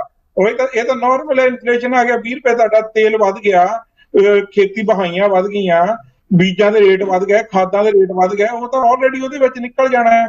ਤੇ ਜਿਹੜੀ 1170 ਕਰੋੜ ਦੀ ਜਿਹੜੀ ਆਪਾਂ ਇਹਨਾਂ ਨੂੰ ਕਿਹਾ ਐਕਸਾਈਜ਼ ਪਾਲਿਸੀ ਦੇ ਵਿੱਚ, ਉਹ ਐਕਸਾਈਜ਼ ਪਾਲਿਸੀ ਤਾਂ ਪਹਿਲਾਂ ਹੀ ਸ਼ੱਕ ਦੇ ਘੇਰੇ ਵਿੱਚ ਹੈ CBI ਦੇ ਕੋਲ। ਜਿਹੜੇ ਮਾੜੇ ਜਿਹੜੇ ਉਹਦੇ ਵਿੱਚ ਠੇਕੇਦਾਰ ਸੀਗੇ ਉਹ ਤਾਂ ਇਹਨਾਂ ਨੇ ਮਾਰ ਹੀ ਦਿੱਤੇ ਆ। ਜਿਹੜੀ ਐਕਸਾਈਜ਼ ਵਾਲੀਆਂ ਆਪਣੀਆਂ ਡਿਬੇਟਾਂ ਹੋਈਆਂ ਸੀਗੀਆਂ ਉਹਦੇ ਵਿੱਚ ਦੱਸਿਆ ਕਿ ਜਿਹੜੇ ਮਾੜੇ ਠੇਕੇਦਾਰ ਸੀ ਉਹ ਇਹਨਾਂ ਨੇ ਮਾਰਤੇ ਆ। ਜਿਹੜੇ ਮੇਨ ਇਹਨਾਂ ਦੇ 2-4 ਠੇਕੇਦਾਰ ਹੈਗੇ ਨੇ ਉਹਨਾਂ ਨੂੰ ਇਹਨਾਂ ਨੇ ਲਾਭ ਪਹੁੰਚਾਉਣ ਦੇ ਮਾਰਿਆਂ ਨੇ ਇਹ ਜਿਹੜੀ ਨਵੀਂ ਪਾਲਿਸੀ ਤਹਿਤ ਐਡਵਾਂਸ ਦੇ ਵਿੱਚ ਜਿਹੜੀਆਂ ਕਲੈਕਸ਼ਨਾਂ ਕੀਤੀਆਂ, ਜਿਹੜਾ ਅੱਗੇ ਵੈਂਡਰ 2 ਕਰੋੜ ਦੇ ਵਿੱਚ ਲੈਂਦਾ ਸੀ ਉਹਦਾ 10-10 ਕਰੋੜ ਦਾ ਕਰਤਾ ਇਹਨਾਂ ਨੇ। ਉਹ ਤਾਂ ਜਿਹੜਾ ਪੰਜਾਬ ਦੇ ਜਿਹੜੇ ਵਿੱਚ ਇਨਵੈਸਟਰ ਸੀਗੇ, ਜਿਹੜੇ ਠੇਕੇਦਾਰ ਸੀਗੇ, ਉਹ ਤਾਂ ਵਿਚਾਰਿਆਂ ਨੂੰ ਹੱਥਾਂ ਪੈਰਾਂ ਦੀ ਪੈ ਗਈ। ਜਿਨ੍ਹਾਂ ਨੇ ਮਾਲ ਰੱਖਿਆ ਉਹਨਾਂ ਨੇ ਵੇਚਣਾ ਆ। ਚਲੋ ਉਹ ਇੱਕ ਡਿਫਰੈਂਟ ਥਿੰਗ ਹੈਗੀ ਆ ਕਿ ਜਿਹੜਾ ਐਕਸਾਈਜ਼ ਦੀ, ਪਰ ਇਹਨਾਂ ਦੀ ਐਕਸਾਈਜ਼ ਦੀ ਪਾਲਿਸੀ ਜਿਹੜੀ ਹੈ ਉਹ ਸ਼ੱਕ ਦੇ ਘੇਰੇ ਦੇ ਵਿੱਚ ਹੈ ਤੇ ਉਹ ਰਹੇਗੀ। ਆਉਣ ਵਾਲੇ ਸਮੇਂ ਦੇ ਵਿੱਚ ਤੁਸੀਂ ਦੇਖ ਲਓ, ਮੇਰੀ ਗੱਲ ਨੋਟ ਕਰ ਲਿਓ, ਇਹਨਾਂ ਦੀਆਂ ਪਰਤਾਂ ਜਿਹੜੀਆਂ ਉਹਦੇ ਰਿਲੇਟਡ ਖੁੱਲ ਜਾਣੀਆਂ ਹੈ। ਤੇ ਜਿਹੜੀ ਜੇ ਆਪਾਂ ਗੱਲ ਕਰੀਏ ਇਹਨਾਂ ਦੇ ਜਿਹੜੇ ਰੈਵਨਿਊ ਵਧਾਉਣ ਦੀ ਗੱਲ ਆ, ਰੇਤਾ ਬਜਰੀ ਦੀ ਗੱਲ ਕਰ ਲਓ। ਦੀਵਾਲੀ ਦੇ ਵਿੱਚ ਮੈਂ ਪਹਿਲਾਂ ਵੀ ਗੱਲ ਕਰ ਚੁੱਕਾ ਕਿ ਸਾਡੇ ਲੋਕ ਜਿਹੜੇ ਨੇ ਮਿਡਲ ਕਲਾਸ ਲੋਕ ਨੇ ਜਾਂ ਜਿਹੜੇ ਅੱਪਰ ਮਿਡਲ ਕਲਾਸ ਨੇ ਜਾਂ ਜਿਹੜੇ ਥੱਲੇ ਦੇ ਵਰਗ ਦੇ ਲੋਕ ਵੀ ਨੇ, ਉਹਨਾਂ ਨੂੰ ਇਹ ਹੁੰਦਾ ਕਿ ਦੀਵਾਲੀ ਦੇ ਉੱਤੇ ਅਸੀਂ ਆਪਣੇ ਘਰ-ਬਾਰ ਸਜਾ ਲਈਏ, ਆਪਣਾ ਜੇ ਕੋਈ ਕੋਠਾ ਟਿਠਾਇਆ ਉਹਨੂੰ ਪਾ ਲਈਏ, ਜੇ ਕਿਸੇ ਕਮਰੇ ਦੇ ਉੱਤੇ ਬਾਲਿਆ ਉੱਥੇ ਲੈਂਟਰ ਪਾ ਲਈਏ। ਪਰ ਉਹਨਾਂ ਨੂੰ ਇਸ ਵਾਰ ਇੰਨੀ ਤਰਾਸਦੀ ਦਾ ਸਾਹਮਣਾ ਕਰਨਾ ਪਿਆ ਕਿ ਉਹਨਾਂ ਨੂੰ ਰੇਤਾ ਬਜਰੀ ਨਹੀਂ ਮਿਲੀ। ਨੀਲੇ ਕਾਰਡ ਧਾਰਕਾਂ ਨੂੰ ਚਲੋ ਇਹ ਕਹਿੰਦੇ ਆ ਕਿ ਅਸੀਂ ਉਹਨਾਂ ਦੀ ਮਿਹਨਤ ਵਧਾਤੀ, ਪਰ ਉਹਨਾਂ ਨੂੰ ਕੰਮ ਹੀ ਨਹੀਂ ਮਿਲੇਗਾ। ਹੁਣ ਮਿਸਤਰੀ ਨੂੰ ਕੰਮ ਹੀ ਨਹੀਂ ਮਿਲੇਗਾ ਤਾਂ ਉਹਨੂੰ ਕਿੱਥੋਂ ਫਾਇਦਾ ਹੋਣਾ ਹੈ।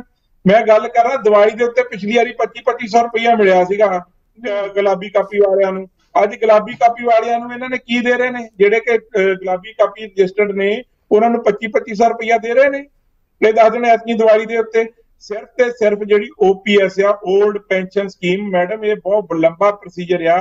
ਇੱਕ ਫੈਸਲਾ ਲੈ ਲਿਆ, ਜਿਹੜੀ 10% ਜਿਹੜੀ EMPLOYEES ਦੀ ਕੱਟ ਹੁੰਦੀ ਸੀਗੀ ਸੈਲਰੀ, ਉਹ ਕੀ ਗੱਲ, ਇਹ ਹੁਣ ਕਿੱਦਾਂ ਉਹਦੀ ਸੈਟਲਮੈਂਟ ਕਰਨਗੇ? ਉਹ ਉਹਨਾਂ ਨੂੰ ਇਕੱਠਾ ਕਰਕੇ ਹੁਣ ਕੱਟੀ ਅਮਾਉਂਟ ਦੇਣਗੇ ਉਹਨਾਂ ਦੀ। ਜਿਹੜੇ ਪਿਛਲੇ ਉਹ ਤਾਂ ਜਦ ਨੋਟੀਫਿਕੇਸ਼ਨ ਆਏਗੀ ਤਾਂ ਹੀ ਸਾਰਾ ਕੁਝ ਸਾਹਮਣੇ ਆਏਗਾ ਕਿ ਕਿਸ ਤਰੀਕੇ ਦੇ ਨਾਲ ਲਾਗੂ ਹੋਏਗੀ। ਉਹ ਗੱਲ ਹੈ, ਇਹ ਜਿਹੜੀ ਹੈ ਟੋਟਲੀ ਇਹਨਾਂ ਦੀ ਜਿਹੜੀ ਪੋਲਿਟਿਕਸ ਦੇ ਉੱਤੇ ਆਧਾਰਿਤ ਅੱਜ ਦੀ ਜਿਹੜੀ ਸਕੀਮ ਇਹਨਾਂ ਨੇ ਮੋਰੇ ਓਲਡ ਪੈਨਸ਼ਨ ਸਕੀਮ ਨੂੰ ਇਸ ਟਾਈਮ ਦੇ ਉੱਤੇ ਲੈ ਕੇ ਆਉਣਾ। ਜਿਵੇਂ ਕਿ ਆਪਾਂ ਪਹਿਲਾਂ ਵੀ ਦੇਖਿਆ ਕਿ ਪਹਿਲਾਂ ਇਹਨਾਂ ਨੇ ਕਿਹਾ ਜੀ ਅਸੀਂ ਕੱਚੇ ਮੁਲਾਜ਼ਮ ਪੱਕੇ ਕਰਤੇ ਆ, ਉਹਦੀ ਹਾਲੇ ਤੱਕ ਇਹਨਾਂ ਦੀ ਨੋਟੀਫਿਕੇਸ਼ਨ ਜਿਹੜੀ ਇਹਨਾਂ ਦੀ ਆਉਣੀ ਸੀਗੀ ਪਾਲਿਸੀ, ਉਹ ਹਾਲੇ ਤੱਕ ਨਹੀਂ ਆਈ ਹੈਗੀ। ਸੋ ਜਿਹੜੀ ਰੇਤਾ ਬਜਰੀ ਦੀ ਪਾਲਿਸੀ ਆ, ਜਿਹੜੀਆਂ ਲੋਕਾਂ ਦੀਆਂ ਦੀਵਾਲੀ ਦੇ ਉੱਤੇ ਖਾਸ ਜ਼ਰੂਰਤਾਂ ਹੁੰਦੀਆਂ, ਉਹਦੀ ਪਾਲਿਸੀ ਇਹਨਾਂ ਦੀ ਹਾਲੇ ਤੱਕ ਨਹੀਂ ਆਈ ਹੈਗੀ। ਤਾਂ ਜਿਹੜੀ 올ਡ ਪੈਨਸ਼ਨ ਸਕੀਮ ਆ, ਜਿਵੇਂ ਕਿ ਬਾਕੀ ਸਾਰੇ ਬੁਲਾਰਿਆਂ ਨੇ ਦੱਸਿਆ ਹੈ, ਕਿ ਉਹ ਤਾਂ ਜਿਹੜਾ ਫਾਇਦਾ ਆ, ਜਿਹੜੀ ਪੈਨਸ਼ਨ ਮਿਲਣੀ ਆ, ਉਹ ਅੱਜ ਤੋਂ 10 ਸਾਲ 15 ਸਾਲ 20 ਸਾਲ ਬਾਅਦ ਮਿਲਣੀ ਆ। ਪਰ ਜਿਹੜਾ ਰੀਸੈਂਟਲੀ ਅੱਜ ਦੇ ਦਿਨ ਦੇ ਵਿੱਚ ਦੀਵਾਲੀ ਦਾ ਜਿਹੜਾ ਗਿਫਟ ਸੀਗਾ, ਉਹ ਤਾਂ ਬਣਦਾ ਸੀ ਜੇ ਕੋਈ ਉਹਨਾਂ ਨੂੰ ਫਾਈਨੈਂਸ਼ੀਅਲੀ ਹੈਲਪ ਦੇ ਦਿੰਦੇ। ਹੁਣ ਜਿਹੜਾ ਡੀਏ ਦੀ ਗੱਲ ਆ, ਸੋਮਵਾਰ ਨੂੰ ਦੀਵਾਲੀ ਹੈ, ਅੱਜ ਸ਼ੁੱਕਰਵਾਰ ਹੋ ਗਿਆ, ਜੇ ਤਾਂ ਕੱਲ ਪਰਸੋਂ ਤੱਕ ਉਹਨਾਂ ਨੂੰ ਡੀਏ ਦੇ ਦੇਣਗੇ ਫਿਰ ਤਾਂ ਵਧੀਆ ਗੱਲ ਹੈ ਕਿ ਚਲੋ ਅਗਲਿਆਂ ਦੀ ਦੀਵਾਲੀ ਵਧੀਆ ਨਿਕਲ ਜਾਏਗੀ। ਜੇ 2-3 ਦਿਨ ਦੇ ਵਿੱਚ, ਹੁਣ 2-3 ਛੁੱਟੀਆਂ ਵੀ ਆ ਗਈਆਂ, ਫਾਈਨੈਂਸ਼ੀਅਲ ਮੇਰਾ ਖਿਆਲ ਹੈ ਕਿ ਥੋੜਾ ਜਿਹਾ ਇਸ਼ੂ ਆ ਜਾਣਾ, ਤਾਂ ਉਹਨਾਂ ਦੇ ਵਿੱਚ ਕਿਸ ਤਰੀਕੇ ਦੇ ਨਾਲ ਮੈਨੇਜ ਕਰਨਗੇ, ਉਹਦੇ ਬਾਰੇ ਵੀ ਜਵਾਬ ਦੇ ਦੇਣ। ਬਾਕੀ ਜਿਹੜੀ ਗੱਲ ਹੈਗੀ ਆ ਪੰਜਾਬ ਦੇ ਲੋਕਾਂ ਦੀ, ਪੰਜਾਬ ਦੇ ਲੋਕ ਇਹਨਾਂ ਦੀ ਕਾਰਗੁਜ਼ਾਰੀ ਦੇਖ ਰਹੇ ਆ। ਰੇਤਾ ਬਜਰੀ ਸਾਰਿਆਂ ਦੇ ਸਾਹਮਣੇ ਹੈਗੀ ਹੈ। ਗੰਨੇ ਦਾ ਰੇਟ 20 ਰੁਪਏ ਜਿਹੜਾ ਉਹ ਸਾਰਿਆਂ ਦੇ ਸਾਹਮਣੇ ਆ। 20 ਰੁਪਏ ਦੇ ਨਾਲ ਕੁਝ ਨਹੀਂ ਹੋਣਾ। ਬਾਕੀ ਜਿਹੜੀ ਪਰਾਲੀ ਦੀ ਆ, ਆਲਰੇਡੀ ਉਹ ਪਲਾਂਟ ਸ਼ੁਰੂ ਹੋ ਚੁੱਕੇ ਸੀਗੇ ਜਿਹੜੇ ਆ। ਕਿ ਇਹ ਤਾਂ ਮੈਂ ਕਹੂੰਗਾ ਕਿ ਜਿਹੜੇ ਸਾਡੇ ਮਹਾਰਾਜਾ ਸਤੌਜ ਭਗਵੰਤ ਮਾਨ ਦਾ ਇੱਕੋ ਹੀ ਸਿਆਪਾ ਕਿ ਕੰਮ ਕਰਾਏ ਕਾਂਗਰਸ ਨੇ ਤੇ ਉੱਤੇ ਲਾਉਣਾ ਆਮ ਆਦਮੀ ਦਾ ਛਾਪਾ। ਠੀਕ ਹੈ ਮਨਜੀਤ ਜੀ, ਇਸ ਤੋਂ ਇਲਾਵਾ ਇੱਕ ਹੋਰ ਫੈਸਲਾ ਵੀ ਲਿੱਤਾ ਗਿਆ ਹੈ ਕਿ ਜਿਹੜੇ ਪੰਜਾਬ ਦੇ ਨੌਜਵਾਨ ਨੇ ਉਹਨਾਂ ਨੂੰ ਨੌਕਰੀਆਂ ਦੇ ਵਿੱਚ ਜਿਹੜੀ ਤਰਜੀਹ ਦਿੱਤੀ ਜਾਏਗੀ। ਹਰਿਆਣਾ ਦੇ ਵਿੱਚ ਪਹਿਲਾਂ ਤੋਂ ਹੀ ਜਿਹੜਾ 75% ਜਿਹੜਾ ਰਿਜ਼ਰਵੇਸ਼ਨ ਹੈ, ਤੇ ਕੀ ਇਸ ਨਾਲ ਕੋਈ ਫਰਕ ਪਏਗਾ? ਕਿਉਂਕਿ ਰੋਜ਼ਗਾਰ ਪੰਜਾਬ ਦੇ ਵਿੱਚ ਕਹਿੰਦੇ ਨੇ ਕਿ ਨਸ਼ਾ ਇਸ ਕਰਕੇ ਵੱਧਦਾ ਕਿਉਂਕਿ ਰੋਜ਼ਗਾਰ ਇੱਥੇ ਨਹੀਂ ਹੈ, ਤੇ ਇਸ ਦੇ ਨਾਲ ਕੋਈ ਪ੍ਰਭਾਵ ਪਏਗਾ? ਦੇਖੋ, ਜਿਹੜੀਆਂ ਤੇ ਪ੍ਰਾਈਵੇਟ ਜੌਬ ਦੇ ਵਿੱਚ ਜੇ ਕੋਈ ਰਿਜ਼ਰਵੇਸ਼ਨ ਕਹਿੰਦੇ ਆ, ਉਹ ਤੇ ਪੋਸੀਬਲ ਨਹੀਂ ਹੈ। ਉਹ ਤੇ ਆਲਰੇਡੀ ਸੁਪਰੀਮ ਕੋਰਟ ਨੇ ਹਰਿਆਣੇ ਵਾਲਾ ਵੀ ਟਰਨ ਡਾਊਨ ਕਰ ਦਿੱਤਾ। ਜੇ ਗਵਰਨਮੈਂਟ ਜੌਬ ਦੇ ਵਿੱਚ ਹੈਗਾ ਤੇ ਉਹਦੇ 'ਚ ਰਿਜ਼ਰਵੇਸ਼ਨ ਜੇ ਆਉਂਦੀ ਆ ਕਿ ਇੰਨੀਆਂ % ਅਸੀਂ ਪੰਜਾਬੀਆਂ ਨੂੰ ਦੇਣਾ, ਉਹ ਇੱਕ ਲੱਗਦਾ ਮੈਨੂੰ, ਕਿਉਂਕਿ ਪਿੱਛੇ ਜੇ ਕੁਝ ਅੰਕੜੇ ਆਏ ਸੀਗੇ, ਵੈਟਰਨਰੀ ਇੰਸਪੈਕਟਰ ਕੋਈ ਭਰਤੀ ਕਰਨੇ ਸੀ, ਉਹਦੇ 'ਚ ਅੱਧੇ ਪੰਜਾਬ ਦੇ ਸੀ ਤੇ ਅੱਧੇ ਬਾਹਰੋਂ ਸੀ, ਜਦ ਕਿ ਸਾਡੇ ਬੰਦਿਆਂ ਨੂੰ ਕੋਈ ਬਾਹਰ ਭਰਤੀ ਨਹੀਂ ਕਰਦਾ। ਹੁਣ ਉਹ ਕੁਝ ਟੈਸਟ ਪੰਜਾਬੀ ਦਾ 50% ਘੱਟੋ ਘੱਟ ਨੰਬਰ ਆਉਣ, ਸਿੰਪਲੀ ਪਾਸ ਨਾ ਹੋਵੇ, ਉਹੋ ਜਿਹਾ ਕੁਝ ਐਲਬਾਈ ਲੈ ਕੇ ਤੇ ਕੋਸ਼ਿਸ਼ ਕੀਤੀ ਜਾ ਰਹੀ ਹੈ। ਇਹ ਦੇਖਣਾ ਜ਼ਰੂਰੀ ਬਣਦਾ, ਕਿਉਂਕਿ ਜ਼ਮੀਨ ਨਹੀਂ ਖਰੀਦ ਸਕਦੇ। ਸਾਡੇ ਜਿਹੜਾ ਕੋਈ ਮਰਜ਼ੀ ਜਿੱਥੇ ਮਰਜ਼ੀ ਜਿੰਨੀ ਮਰਜ਼ੀ ਜ਼ਮੀਨ ਖਰੀਦਦਾ, ਸਾਨੂੰ ਕਈ ਵਾਰੀ ਆਪਾਂ ਆਪਣੇ ਘਰ 'ਚ ਹੀ ਸਾਨੂੰ ਘਰੋਂ ਬਾਹਰ ਸੁੱਟਣ ਦਾ ਕੋਈ ਤਰੀਕਾ ਪੈਸੇ ਵਾਲੇ ਲੋਕ ਕਰ ਸਕਦੇ ਆ। ਇਹ ਸਾਰੀਆਂ ਚੀਜ਼ਾਂ ਪਹਿਲੀਆਂ ਸਰਕਾਰਾਂ ਨੂੰ ਵੀ ਸਟ੍ਰੀਮਲਾਈਨ ਕਰਨੀਆਂ ਚਾਹੀਦੀਆਂ ਸੀ। ਜੇ ਹੁਣ ਵੀ ਹੋ ਜਾਣ ਤੇ ਬੜੀ ਚੰਗੀ ਗੱਲ ਹੈ। ਮੈਂ ਇੱਥੇ ਇੰਦਰਜੀਤ ਸੰਧੂ ਹੁਣਾਂ ਦਾ ਨਾ ਇਹਨਾਂ ਦੇ ਰਾਹੀਂ, ਕਿਉਂਕਿ ਇੱਕ ਆਨਰੇਬਲ ਸਪੋਕਸਮੈਨ ਹੈਗੇ, ਥੋੜ੍ਹਾ ਜਿਹਾ ਧਿਆਨ ਦਿਵਾਉਣਾ ਚਾਹੁੰਦਾ ਆ ਕਿ ਜਿਹੜੀਆਂ ਤੇ ਪੈਸੇ ਵਾਲੀਆਂ ਗੱਲਾਂ ਉਹ ਆਪਾਂ ਬਥੇਰੀਆਂ ਡਿਸਕਸ ਕਰ ਲਈਆਂ। ਪੈਸਾ ਆਊਗਾ ਤੇ ਦੇਵਾਂਗੇ, ਪੱਲੇ ਨਹੀਂ ਧੇਲਾ ਕਰਦਾ ਫਿਰਦਾ ਮੇਲਾ, ਉਹਦਾ ਕੋਈ ਬਹੁਤਾ ਅਰਥ ਨਹੀਂ ਬਣਦਾ। ਉਹ ਪੈਸਾ ਪਹਿਲਾਂ ਕਮਾਉਣ ਦੇ ਕੁਝ ਜ਼ਰੀਏ ਨਿਕਾਲੇ ਜਾਣ, ਕੱਢੇ ਜਾਣ। ਤੁਹਾਨੂੰ ਯਾਦ ਹੈ ਕੇਜਰੀਵਾਲ ਹੋਣਾ ਨੇ ਇੱਕ ਵੀਡੀਓ ਮੇਰੇ ਹੱਥ ਵੀ ਲੱਗੀ, ਉਹ ਕਹਿੰਦੇ ਸੀ ਅਸੀਂ ਇਕੱਲੇ ਰੇਤਾ ਬਜਰੀ ਤੋਂ ਹੀ 20,000 ਕਰੋੜ ਰੁਪਈਆ ਰੈਵਨਿਊ ਕਮਾਵਾਂਗੇ। ਉਹ ਕਿਤੇ ਦਿਖਦਾ ਤੇ ਹੈ ਨਹੀਂ। ਰੇਤਾ ਬਜਰੀ ਦੀ ਦੁਬਾਰਾ ਅਨਾਊਂਸਮੈਂਟ ਹੀ ਨਹੀਂ ਹੋਈ ਕਿ ਜਿਹੜੀ ਦੁਬਾਰਾ ਰੀ-ਆਕਸ਼ਨ ਹੋਣੀ ਆ। ਜੇ ਪੁਰਾਣੀ ਆਕਸ਼ਨ ਨੂੰ ਪਹਿਲੀ ਟਰਨ ਡਾਊਨ ਜਿਹੜੀ ਚੇਂਜ ਕਰਨਾ ਚਾਹੁੰਦੇ ਸੀ, ਉਹ ਟਰਨ ਡਾਊਨ ਕਰ ਦਿੱਤੀ ਆਪਣੀ ਹਾਈ ਕੋਰਟ ਨੇ। ਇਸ ਲਈ ਇਹ ਕਾਫੀ ਉਹਦੇ 'ਚ ਮੁਸ਼ਕਲਾਂ ਹੈ। ਜੇ ਪੈਸਾ ਨਹੀਂ ਹੋਊਗਾ ਤੇ ਸਕੀਮਾਂ ਆਪਣੀਆਂ ਹਵਾ 'ਚ। ਪਰ ਮੈਂ ਜਿਹੜੀ ਗੱਲ ਸਲਾਹ ਦੇਣੀ ਚਾਹੁੰਦਾ ਆ, ਅਨਸੋਲੀਸਿਟਡ ਤੁਹਾਡੇ ਬਿਨਾਂ ਆਖਿਆਂ ਸਲਾਹ ਦੇਣੀ ਚਾਹੁੰਦਾ, ਹਾਲਾਂਕਿ ਬਹੁਤੀ ਚੰਗੀ ਗੱਲ ਨਹੀਂ, ਕਿ ਪੰਜਾਬ ਦੇ ਵਿੱਚ ਜਿੱਥੇ ਪੈਸਾ ਨਹੀਂ ਲੱਗਦਾ ਉਹ ਚੀਜ਼ਾਂ ਤੇ ਆਪਾਂ ਸੁਧਾਰ ਲਈਏ। ਨਸ਼ਾ ਰੋਜ਼ ਇੰਨਾ ਦੁੱਖ ਹੁੰਦਾ, ਪੂਰਾ ਕੈਂਸਰ ਵਾਂਗੂ ਫੈਲ ਚੁੱਕਾ, ਪੰਜਾਬ ਨੂੰ ਖਾ ਰਿਹਾ। ਪੰਜਾਬ ਦੀ ਅਸਲੀ ਜਵਾਨੀ, ਤੁਸੀਂ ਨੌਕਰੀ ਦੇਣੀ ਕਾਹਨੂੰ ਆ ਜੇ ਜਵਾਨ ਬਚੇ ਇਹਨਾਂ ਤੇ? ਜੇ ਉਹ ਨਸ਼ੇ ਤੇ ਲੱਗੇ ਹੋਏ ਤੇ ਫਿਰ ਤੁਹਾਨੂੰ ਉਹ ਨੌਕਰੀ ਕਰਨ ਆਉਣਗੇ? ਉਹ ਤੇ ਨਸ਼ਾ ਲੱਭਣਗੇ, ਭਾਵੇਂ ਚੋਰੀ ਕਰਕੇ ਲੱਭਣ, ਭਾਵੇਂ ਮਾਂ ਨੂੰ ਮਾਰ ਕੇ ਲੱਭਣ, ਤੇ ਭਾਵੇਂ ਘਰ ਦੇ ਲੋਹਾ ਟਿੰਡਾ ਭਾਂਡੇ ਸਾਰੇ ਵੇਚ ਕੇ ਲੱਭਣ, ਉਹ ਤੇ ਨਸ਼ਾ ਲੱਭਣਗੇ। ਅਸੀਂ ਤੇ ਨੌਜਵਾਨ ਨਾ ਤੇ ਉਹਨਾਂ ਨੂੰ ਕਾਬਿਲ ਬਣਾਇਆ, ਪੜ੍ਹਾਈ ਦੀ ਸੰਸਥਾਨ ਸਾਰੇ ਤਬਾਹ ਕਰਤੇ। ਅਜੇ ਵੀ ਕਾਲਜਾਂ ਦੇ ਵਿੱਚ ਸਿਰਫ 20% ਰੈਗੂਲਰ ਫੈਕਲਟੀ, 80% ਚਕਮਾ ਚੁੱਲਾ ਆ। ਕੋਈ ਦਿਹਾੜੀ ਤੇ ਆ, ਕੋਈ ਕਿਸ ਤਰ੍ਹਾਂ, ਕੋਈ ਕਿਸ ਤਰ੍ਹਾਂ, ਤਬਾਹ ਹੋਏ ਪਏ ਆ। ਤੁਸੀਂ ਪੈਸੇ ਇਕੱਠੇ ਕਰਕੇ ਸਾਡਾ ਸਿੱਖਿਆ ਤੇ ਸਿਹਤ ਨੂੰ ਸੁਧਾਰੋ। ਉਹ ਕੱਲਾ ਜਿਹੜੇ ਆ ਨਾ ਆਪਾਂ ਸ਼ੋਸ਼ੇਬਾਜ਼ੀ ਜਿਹੀ ਜਿਹੜੀ ਆਮ ਆਦਮੀ ਕਲੀਨਿਕ, ਉਹਨਾਂ 'ਚ ਕੱਖ ਨਹੀਂ ਹੋਣਾ। ਹੈਲਥ ਸਿਸਟਮ ਨੂੰ ਇੰਪਰੂਵ ਕਰੋ, ਚੰਗੇ ਡਾਕਟਰ ਭਰਤੀ ਕਰੋ, ਉਸ ਦੇ ਵਿੱਚ ਇਨਵੈਸਟਮੈਂਟ ਕਰੋ। ਉਹਦਾ ਸਾਨੂੰ ਸਾਰੇ ਪੰਜਾਬੀਆਂ ਨੂੰ, ਸਾਡੇ ਨੌਜਵਾਨਾਂ ਨੂੰ, ਗਰੀਬਾਂ ਨੂੰ ਫਾਇਦਾ ਹੋਊਗਾ। ਔਰ ਨਸ਼ਿਆਂ ਦਾ ਜਿਹੜਾ ਮਾਮਲਾ, ਇਸ ਨੂੰ ਕਿਉਂ ਨਹੀਂ ਸੀਰੀਅਸਲੀ ਲੈਂਦੇ? ਤੇ ਪੁਲਿਸ ਨੇ ਤੇ ਸਰਕਾਰ ਨੇ ਕਰਨਾ। ਕੋਈ ਪੁਖਤਾ ਪਾਲਿਸੀ ਅਜੇ ਤੱਕ ਨਹੀਂ ਆਈ। ਨਹੀਂ ਆ ਜੀ, ਨਹੀਂ ਆ ਜੀ, ਨਹੀਂ ਆ ਜੀ, ਇੰਜ ਕਰੀ ਜਾਣ ਨਾਲ ਥੋੜੀ ਨਸ਼ਾ ਨਹੀਂ ਹੋ। ਆ ਤੁਹਾਡੇ ਸਾਹਮਣੇ ਅੰਮ੍ਰਿਤਸਰ ਦੀ ਜੇਲ੍ਹ ਦੇ ਅੰਦਰੋਂ ਨਿਕਲਿਆ, ਜੇਲ੍ਹ 'ਚ ਨਸ਼ਾ ਕਿਵੇਂ ਚਲੇ ਜਾਂਦਾ? ਕਹਿੰਦੇ ਜੀ ਬਾਹਰ ਬੰਦੇ ਆਉਂਦੇ ਆ, ਉੱਥੋਂ ਨਾਲ ਹੀ ਪੁੜੀਆਂ ਲੈ ਆਉਂਦੇ ਆ, ਜਦੋਂ ਉਹ ਤਰੀਕ ਤੇ ਆਉਂਦੇ ਆ ਨਾਲ ਹੀ ਮਾਲ ਚੱਕ ਕੇ ਅੰਦਰ ਲੈ ਆਉਂਦੇ ਆ, ਵਿੱਚੇ ਫੋਨ ਆ ਜਾਂਦੇ ਆ ਵਿੱਚੇ ਸਾਰੇ। ਇਹਦਾ ਮਤਲਬ ਪੁਲਿਸ ਨਾਲ ਰਲੀ ਭੁਗਤ ਨਾਲ ਹੀ ਆਉਂਦੇ ਆ, ਉੱਥੇ ਪੁਲਿਸ ਦੀ ਨਿਗਾਹ 'ਚ ਹੁੰਦੇ ਆ। ਇਸ ਲਈ ਜਿੱਥੇ ਜਿੱਥੇ ਤੁਸੀਂ ਸਿੰਪਲ ਐਡਮਿਨਿਸਟ੍ਰੇਸ਼ਨ ਨਾਲ ਕੋਈ ਪੈਸਾ ਨਹੀਂ ਖਰਚ ਆਉਂਦਾ, ਉਹਦੇ 'ਚ ਤੇ ਪੰਜਾਬ ਨੂੰ ਰਾਹਤ ਦਵਾ ਦਿਓ। ਰੇਤਾ ਬੱਜਰੀ ਵੀ ਐਡਮਿਨਿਸਟ੍ਰੇਸ਼ਨ ਦੀ ਗੱਲ, ਉਹ 'ਚ ਤੇ ਪੈਸਾ ਲੈਣਾ ਆ, ਦੇਣਾ ਥੋੜੀ ਆ, ਉਹ 'ਚੋਂ ਪੈਸਾ ਸਰਕਾਰ ਨੂੰ ਆਉਣਾ। ਉਹਨੂੰ ਕਿਉਂ ਨਹੀਂ ਆਪਾਂ ਕੰਮ ਨੂੰ ਸੁਧਾਰ ਰਹੇ? ਇਹ ਕੁਝ ਕੁ ਗੱਲਾਂ ਹੈਗੀਆਂ, ਇਹ ਜੇ ਤੁਸੀਂ ਕਰ ਲਓਗੇ ਤਾਂ ਮੈਨੂੰ ਲੱਗਦਾ ਕਿ ਇਹ ਵੱਡੀ ਰਾਹਤ ਪੰਜਾਬ ਲਈ ਹੋਊਗੀ। ਬਿਲਕੁਲ, ਤੇ ਸੁਝਾਅ ਦਿੱਤੇ ਗਏ ਹੈ ਆਮ ਆਦਮੀ ਪਾਰਟੀ ਨੂੰ, ਤੇ ਦੇਖਦੇ ਹਾਂ ਕਿ ਕਿੰਨਾ ਕਿ ਇੰਦਰਜੀਤ ਸੰਧੂ ਜੀ ਇਸ ਚੀਜ਼ ਨੂੰ ਜਿਹੜਾ ਸਰਕਾਰ ਤੱਕ ਪਹੁੰਚਾਉਂਦੇ, ਤੇ ਜ਼ਰੂਰੀ ਬੰਦਾ ਵੀ ਹੈ ਕਿਉਂਕਿ ਅਸੀਂ ਚਰਚਾ ਕਰੇ ਪੰਜਾਬ ਬਾਰੇ ਤੇ ਰੈਵਨਿਊ ਦੀ ਚਿੰਤਾ ਕਰਨਾ ਹਰ ਇੱਕ ਜਿਹੜੇ ਬੁਲਾਰੇ ਦਾ ਕੰਮ ਵੀ ਹੈ। ਮਾਸਟਰ ਮੋਹਨ ਲਾਲ ਜੀ, ਮੇਰਾ ਇੱਕ ਸਵਾਲ ਅੱਜ ਇਹ ਵੀ ਹੈ, ਤੁਸੀਂ ਸੀਐਮ ਦੀ ਸਟੇਟਮੈਂਟ ਸੁਣੀ ਹੋਗੀ। ਸੀਐਮ ਨੇ ਕਿਹਾ ਕਿ ਅਰਵਿੰਦ ਕੇਜਰੀਵਾਲ ਜੀ ਨੇ ਮੈਨੂੰ ਕਿਹਾ ਸੀ ਕਿ ਕਹਿਣਾ ਉਹੀ ਹੈ ਜੋ ਕਰ ਸਕਦੇ ਹੋ, ਜਿਹੜੀ ਚੀਜ਼ ਨਹੀਂ ਕਰ ਸਕਦੇ ਉਹ ਕਹਿਣੀ ਵੀ ਨਹੀਂ ਹੈ, ਤੇ ਅਸੀਂ ਜਿਹੜੀ ਚੀਜ਼ ਕਹੀ ਹੈ ਉਹ ਅਸੀਂ ਕਰਕੇ ਦਿਖਾਈ ਹੈ। ਇਹ ਹਮੇਸ਼ਾ ਜਿਹੜਾ ਜਦ ਵੀ ਤੁਸੀਂ ਉਹਨਾਂ ਦੀ ਸਟੇਟਮੈਂਟ, ਜਦ ਕੋਈ ਵੱਡਾ ਫੈਸਲਾ ਲੈਂਦੇ ਹੈ ਤੇ ਅਜਿਹੀ ਸਟੇਟਮੈਂਟ ਹਮੇਸ਼ਾ ਸਾਹਮਣੇ ਆਉਂਦੀ ਹੈ। ਇਸ ਸਟੇਟਮੈਂਟ ਨੂੰ ਕਿਸ ਤਰੀਕੇ ਦੇ ਨਾਲ ਦੇਖਦੇ ਹੋ? ਕੇਜਰੀਵਾਲ ਦੀ ਹਰ ਸਟੇਟਮੈਂਟ ਰਾਜਨੀਤਿਕ ਸਟੇਟਮੈਂਟ ਹੈ, ਭਾਵੇਂ ਉਹ ਮੁਲਾਜ਼ਮਾਂ ਦੇ ਬਾਰੇ ਹੋਏ, ਭਾਵੇਂ ਸਮਾਜ ਦੇ ਬਾਰੇ ਹੋਏ।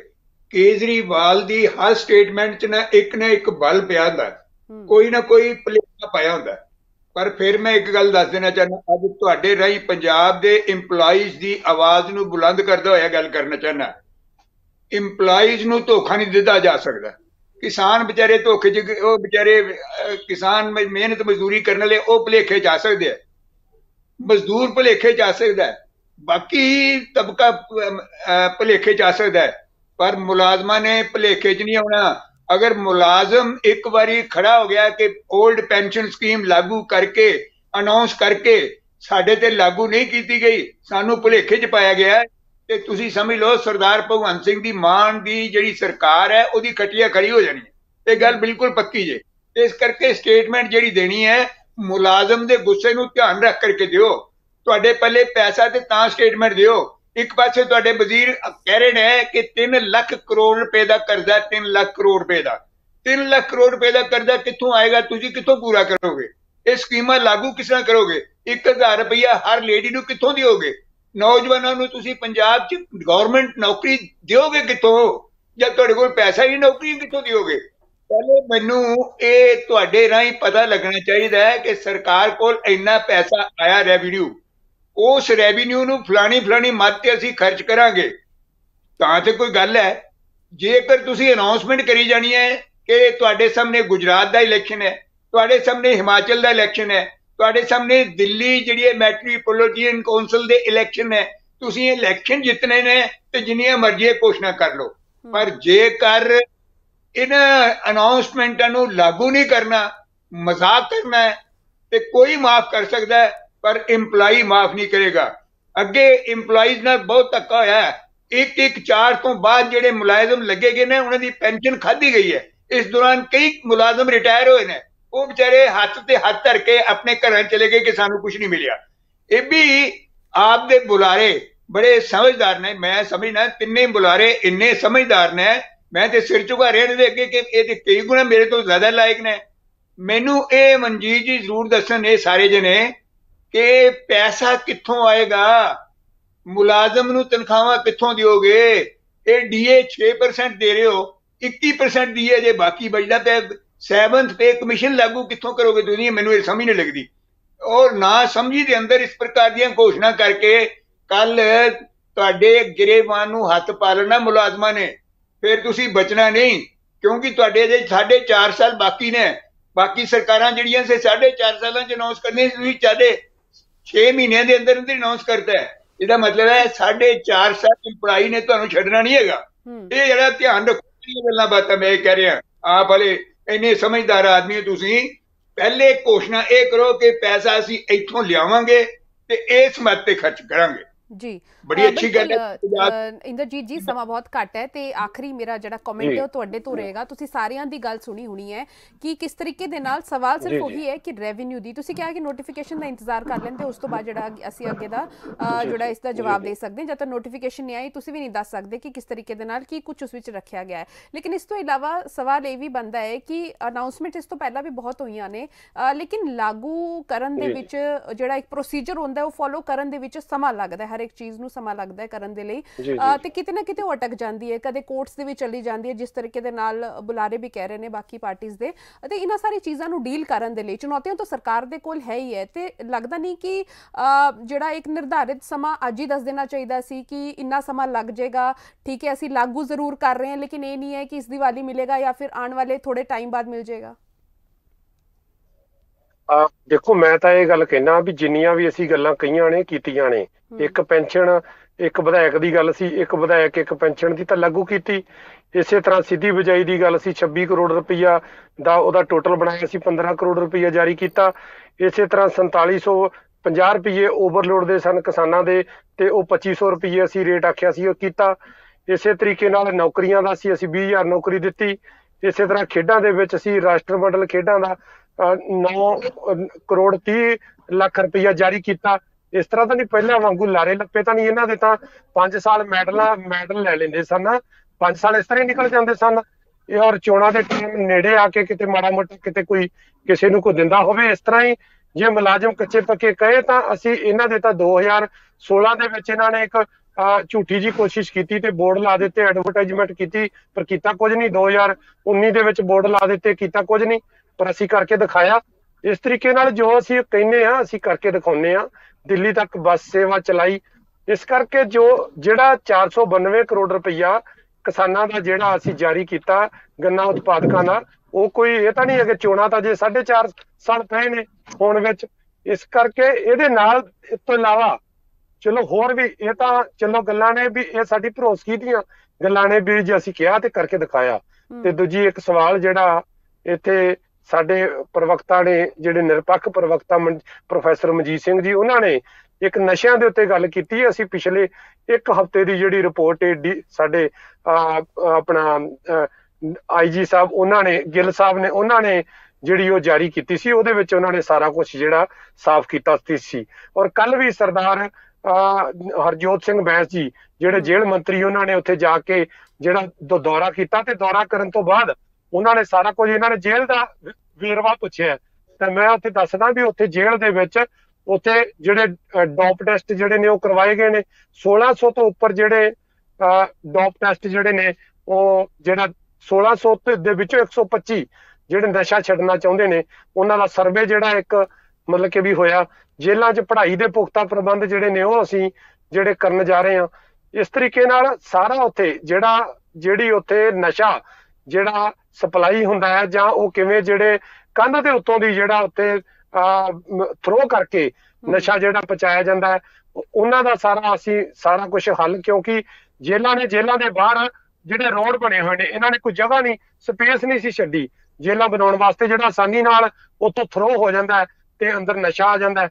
ਇਸੇ ਤਰੀਕੇ ਨਾਲ ਜਿਹੜੇ ਮੋਬਾਈਲ ਫੋਨ ਨੇ, ਮੋਬਾਈਲ ਫੋਨ ਮੰਨ ਲਓ ਆਉਂਦਾ ਹੈ, ਪਰ ਉਹਦੇ ਤੇ ਲਈ ਵਾਸਤੇ ਜਿਹੜਾ ਇੱਕ ਹੈਗਾ, ਜਿਹੜਾ ਹੁਣ ਐਂਟਰੀ ਤੇ ਕੋਈ ਵੀ ਕੈਦੀ ਜਿਹੜਾ ਜਦੋਂ ਤਰੀਕ ਤੇ ਜਾਂਦਾ ਤੇ ਬੋਡੀ ਸਕੈਨਰ ਜਿਹੜੇ ਨੇ ਉਹ ਮਤਲਬ ਕਿ ਲਗਾਏ ਜਾਣਗੇ। ਇਸੇ ਤਰੀਕੇ ਨਾਲ ਕੈਦੀਆਂ ਦੀ ਛੱਤ ਦੇ ਉੱਪਰ ਜਿਹੜਾ ਹੈਗਾ RF ਜਿਹੜਾ ਹੈਗਾ ਉਹ ਜਿਵੇਂ ਜੈਮਰ ਆਪਾਂ ਕਹਿ ਦਿੰਦੇ ਹਾਂ, ਮੋਬਾਈਲ ਫੋਨ ਉੱਥੇ ਕੰਮ ਕਰਨਾ ਬੰਦ ਕਰ ਦੇਗਾ। ਇਸ ਤਰ੍ਹਾਂ ਦੇ ਬਹੁਤ ਸਾਰੇ ਜਿਹੜੇ ਪ੍ਰਬੰਧ ਨੇ ਅਸੀਂ ਭਾਵੇਂ ਨਸ਼ੇ ਵਾਸਤੇ, ਭਾਵੇਂ ਕ੍ਰਾਈਮ ਨੂੰ ਰੋਕਣ ਵਾਸਤੇ, ਹਰ ਤਰੀਕੇ ਨਾਲ ਅਸੀਂ ਕਰ ਰਹੇ ਹਾਂ।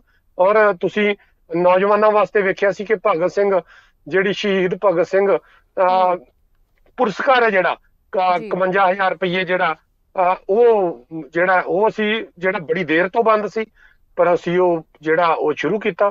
ਇਸ ਤਰੀਕੇ ਜਿਹੜੀਆਂ ਨੌਜਵਾਨਾਂ ਵਾਸਤੇ ਖੇਡਾਂ ਜਿਹੜੀਆਂ ਨੇ, ਖੇਡਾਂ ਵਤਨ ਪੰਜਾਬ ਦੀਆਂ, ਉਹ ਕਿਹੜੇ ਤਰੀਕੇ ਨਾਲ ਉਹਦੇ ਵਿੱਚ ਜਿਹੜੀ ਪਾਰਟਿਸਿਪੇਸ਼ਨ ਹੈ ਜਿਹੜੀ ਉਹ ਹੀ ਪਹਿਲਾਂ ਨਾਲੋਂ 4 ਗੁਣਾ ਜਿਹੜੀ ਇਹ ਵੱਧ ਹੋ ਗਈ ਹੈ। ਇਸ ਤਰੀਕੇ ਨਾਲ ਔਰ ਲੋਕਾਂ ਦੇ ਵਿੱਚ ਖੇਡਾਂ ਪ੍ਰਤੀ ਵੀ ਜਿਹੜਾ ਉਤਸ਼ਾਹ ਬਣਨ ਲੱਗਾ ਹੈ। ਇਹ ਚਰਚਾ ਦਾ ਵਿਸ਼ਾ ਬਣਿਆ ਵੀ ਖੇਡਾਂ ਵੀ ਕੋਈ ਚੀਜ਼ ਹੈਗੀਆਂ ਨੇ। ਪਹਿਲਾਂ ਤਾਂ ਕੋਈ ਦੀ ਗੱਲ ਹੀ ਨਹੀਂ ਸੀ, ਸਕੂਲ ਲੈਵਲ ਤੇ ਜਾਂ ਹੋਰ ਉੱਪਰਲੇ ਲੈਵਲ ਤੇ ਕੋਈ ਗੱਲ ਹੀ ਨਹੀਂ ਸੀ ਚੱਲ ਰਹੀ। ਔਰ ਜਿਹੜੇ ਕੋਈ ਆ ਰਹੇ ਨੇ ਜਿੱਤ ਕੇ ਉਹਨਾਂ ਨੂੰ ਵੀ ਮੈਡਲਾਂ ਨਾਲ ਸਨਮਾਨਿਤ ਕਰ ਰਹੇ। ਇਸ ਤਰ੍ਹਾਂ ਹੀ ਹੈ ਸਾਰਾ ਕੁਝ, ਜਦੋਂ ਹਰ ਤਰੀਕੇ ਨਾਲ ਹਰ ਵਰਗ ਨੂੰ ਜਿਹੜੀ ਉਹਦੀ ਚਿੰਤਾ ਜਿਹੜੀ ਕਰਾਂਗੇ ਔਰ ਉਹਨਾਂ ਦੇ ਹੱਲ ਕੱਢਣ ਦੀ ਕੋਸ਼ਿਸ਼ ਕਰਾਂਗੇ ਤਾਂ ਨਿਰਸੰਦੇਹ ਸਾਰਾ ਕੁਝ ਜਿਹੜਾ ਠੀਕ ਹੋ ਜਾਏਗਾ। ਔਰ ਜੋ ਵੀ ਕਹਿ ਰਹੇ ਨੇ ਉਹ ਨੋਟੀਫਿਕੇਸ਼ਨ ਤੋਂ ਬਾਅਦ ਬਿਲਕੁਲ ਕਲੀਅਰ ਹੋ ਜਾਏਗਾ। ਬਟ ਇਹ ਅਸੀਂ ਤੁਹਾਨੂੰ ਭਰੋਸਾ ਦਿਵਾਉਂਦੇ ਹਾਂ ਵੀ ਜਿੰਨਾ ਵੀ ਅਸੀਂ ਕਿਹਾ ਹੈ ਹੁਣ ਤੱਕ ਉਹ ਕੀਤਾ ਹੈ।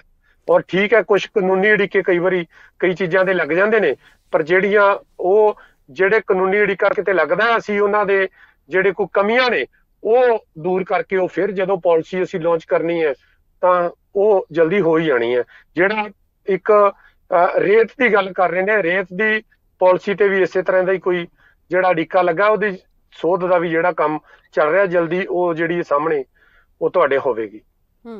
ਬਿਲਕੁਲ, ਤੇ ਜਲਦ ਤੋਂ ਜਲਦ ਜਿਹੜੀ ਸਕੀਮਸ ਹੈ ਉਹ ਲਾਗੂ ਹੋਣਗੀ ਇਹ ਕਿਹਾ ਗਿਆ। ਤੇ ਇਸ ਪੂਰੀ ਚਰਚਾ ਦੇ ਵਿੱਚ ਸਵਾਲ ਬਸ ਇਹੀ ਹੈ ਕਿ ਰੈਵਨਿਊ ਤੇ ਇਸ ਤੋਂ ਇਲਾਵਾ ਮਹਿਲਾਵਾਂ ਨੂੰ ਜਿਹੜੇ ਪੈਸੇ ਦੀ ਗੱਲ ਹੈ ਉਹ ਸਾਹਮਣੇ ਫਿਲਹਾਲ ਜਿਹੜਾ ਅੱਜ ਐਲਾਨ ਉਮੀਦ ਕਰ ਰਹੀ ਸੀ ਮਹਿਲਾਵਾਂ ਕਿ ਐਲਾਨ ਹੋਏਗਾ, ਨਹੀਂ ਹੋਇਆ। ਲੇਕਿਨ ਫਿਰ ਵੀ ਨੋਟੀਫਿਕੇਸ਼ਨ ਦਾ ਇੰਤਜ਼ਾਰ ਕਰ ਲੈਂਦੇ, ਦੇਖ ਲੈਂਦੇ ਕਿ ਨੋਟੀਫਿਕੇਸ਼ਨ ਦੇ ਵਿੱਚ ਕੀ ਕੁਝ ਰਹੇਗਾ। ਬਹੁਤ ਬਹੁਤ ਧੰਨਵਾਦ ਸਾਰਾ ਦਾ ਸਾਡੇ ਨਾਲ ਜੁੜਨ ਦੇ ਲਈ। ਸਵਾਲ ਪੁੱਛੇ ਸਰਕਾਰ ਵੱਲੋਂ ਜਿਹੜੇ ਬੁਲਾਰੇ ਸੀਗੇ ਉਹਨਾਂ ਨੇ ਜਵਾਬ ਵੀ ਦਿੱਤੇ। ਨੋਟੀਫਿਕੇਸ਼ਨ ਦਾ ਇੰਤਜ਼ਾਰ ਹੋਏਗਾ, ਲੇਕਿਨ ਉਸ ਤੋਂ ਪਹਿਲਾਂ ਜਿਹੜਾ ਸਰਕਾਰੀ ਮੁਲਾਜ਼ਮਾਂ ਦੀ ਜਿਹੜੀ ਮੰਗ ਹੈ ਬਹੁਤ ਲੰਬੇ ਸਮੇਂ ਤੋਂ ਸੀਗੀ। ਇਸ ਤੋਂ ਇਲਾਵਾ ਜਿਹੜੇ ਕੈਬਨਿਟ ਦੇ ਡਿਸੀਜਨਸ ਹੈ ਇੰਪਲੀਮੈਂਟੇਸ਼ਨ ਵਾਸਤੇ ਸਮਾਂ ਲੱਗਦਾ ਹੈ, ਜਿਹੜਾ ਇਹ ਲਾਗੂ ਹੋਣ ਵਾਸਤੇ ਸਮਾਂ ਲੱਗਦਾ ਹੈ, ਕਿਉਂਕਿ ਇੱਕ ਪ੍ਰੋਸੀਜਰ ਤੋਂ ਫੋਲੋ ਹੁੰਦੇ ਨੇ। ਕਈ ਵਾਰੀ ਜਿਹੜੇ ਕੈਬਨਿਟ ਵਿੱਚ ਫੈਸਲੇ ਲਿੱਤੇ ਗਏ ਨੇ ਉਹ ਵਾਪਸ ਵੀ ਲਿੱਤੇ ਜਾਂਦੇ ਹੈ। ਤਾਂ ਕਿਤੇ ਨਾ ਕਿਤੇ ਲੋਕੀ ਇੰਤਜ਼ਾਰ ਕਰ ਰਹੇ ਕਿ ਨੋਟੀਫਿਕੇਸ਼ਨ ਪਹਿਲੀ ਆ ਜਾਏ, ਉਸ ਤੋਂ ਬਾਅਦ ਹੀ ਜਿਹੜਾ ਉਹਨਾਂ ਨੂੰ ਲੱਗੇਗਾ ਕਿ ਦੀਵਾਲੀ ਦਾ ਸਹੀ ਮਾਇਨੇ ਦੇ ਵਿੱਚ ਉਹਨਾਂ ਨੂੰ ਗਿਫਟ ਮਿਲਿਆ ਜਾਂ ਫਿਰ ਨਹੀਂ। ਤੇ ਅੱਜ ਦੇ ਲਈ ਇੰਨਾ ਹੀ, ਕੱਲ ਫਿਰ ਮਿਲਾਂਗੇ ਇੱਕ ਨਵੇਂ ਮੁੱਦੇ ਨੂੰ ਲੈ ਕੇ। ਤਦ ਤੱਕ ਮੈਨੂੰ ਦਿਓ ਇਜਾਜ਼ਤ। ਸਤਿ ਸ਼੍ਰੀ ਅਕਾਲ।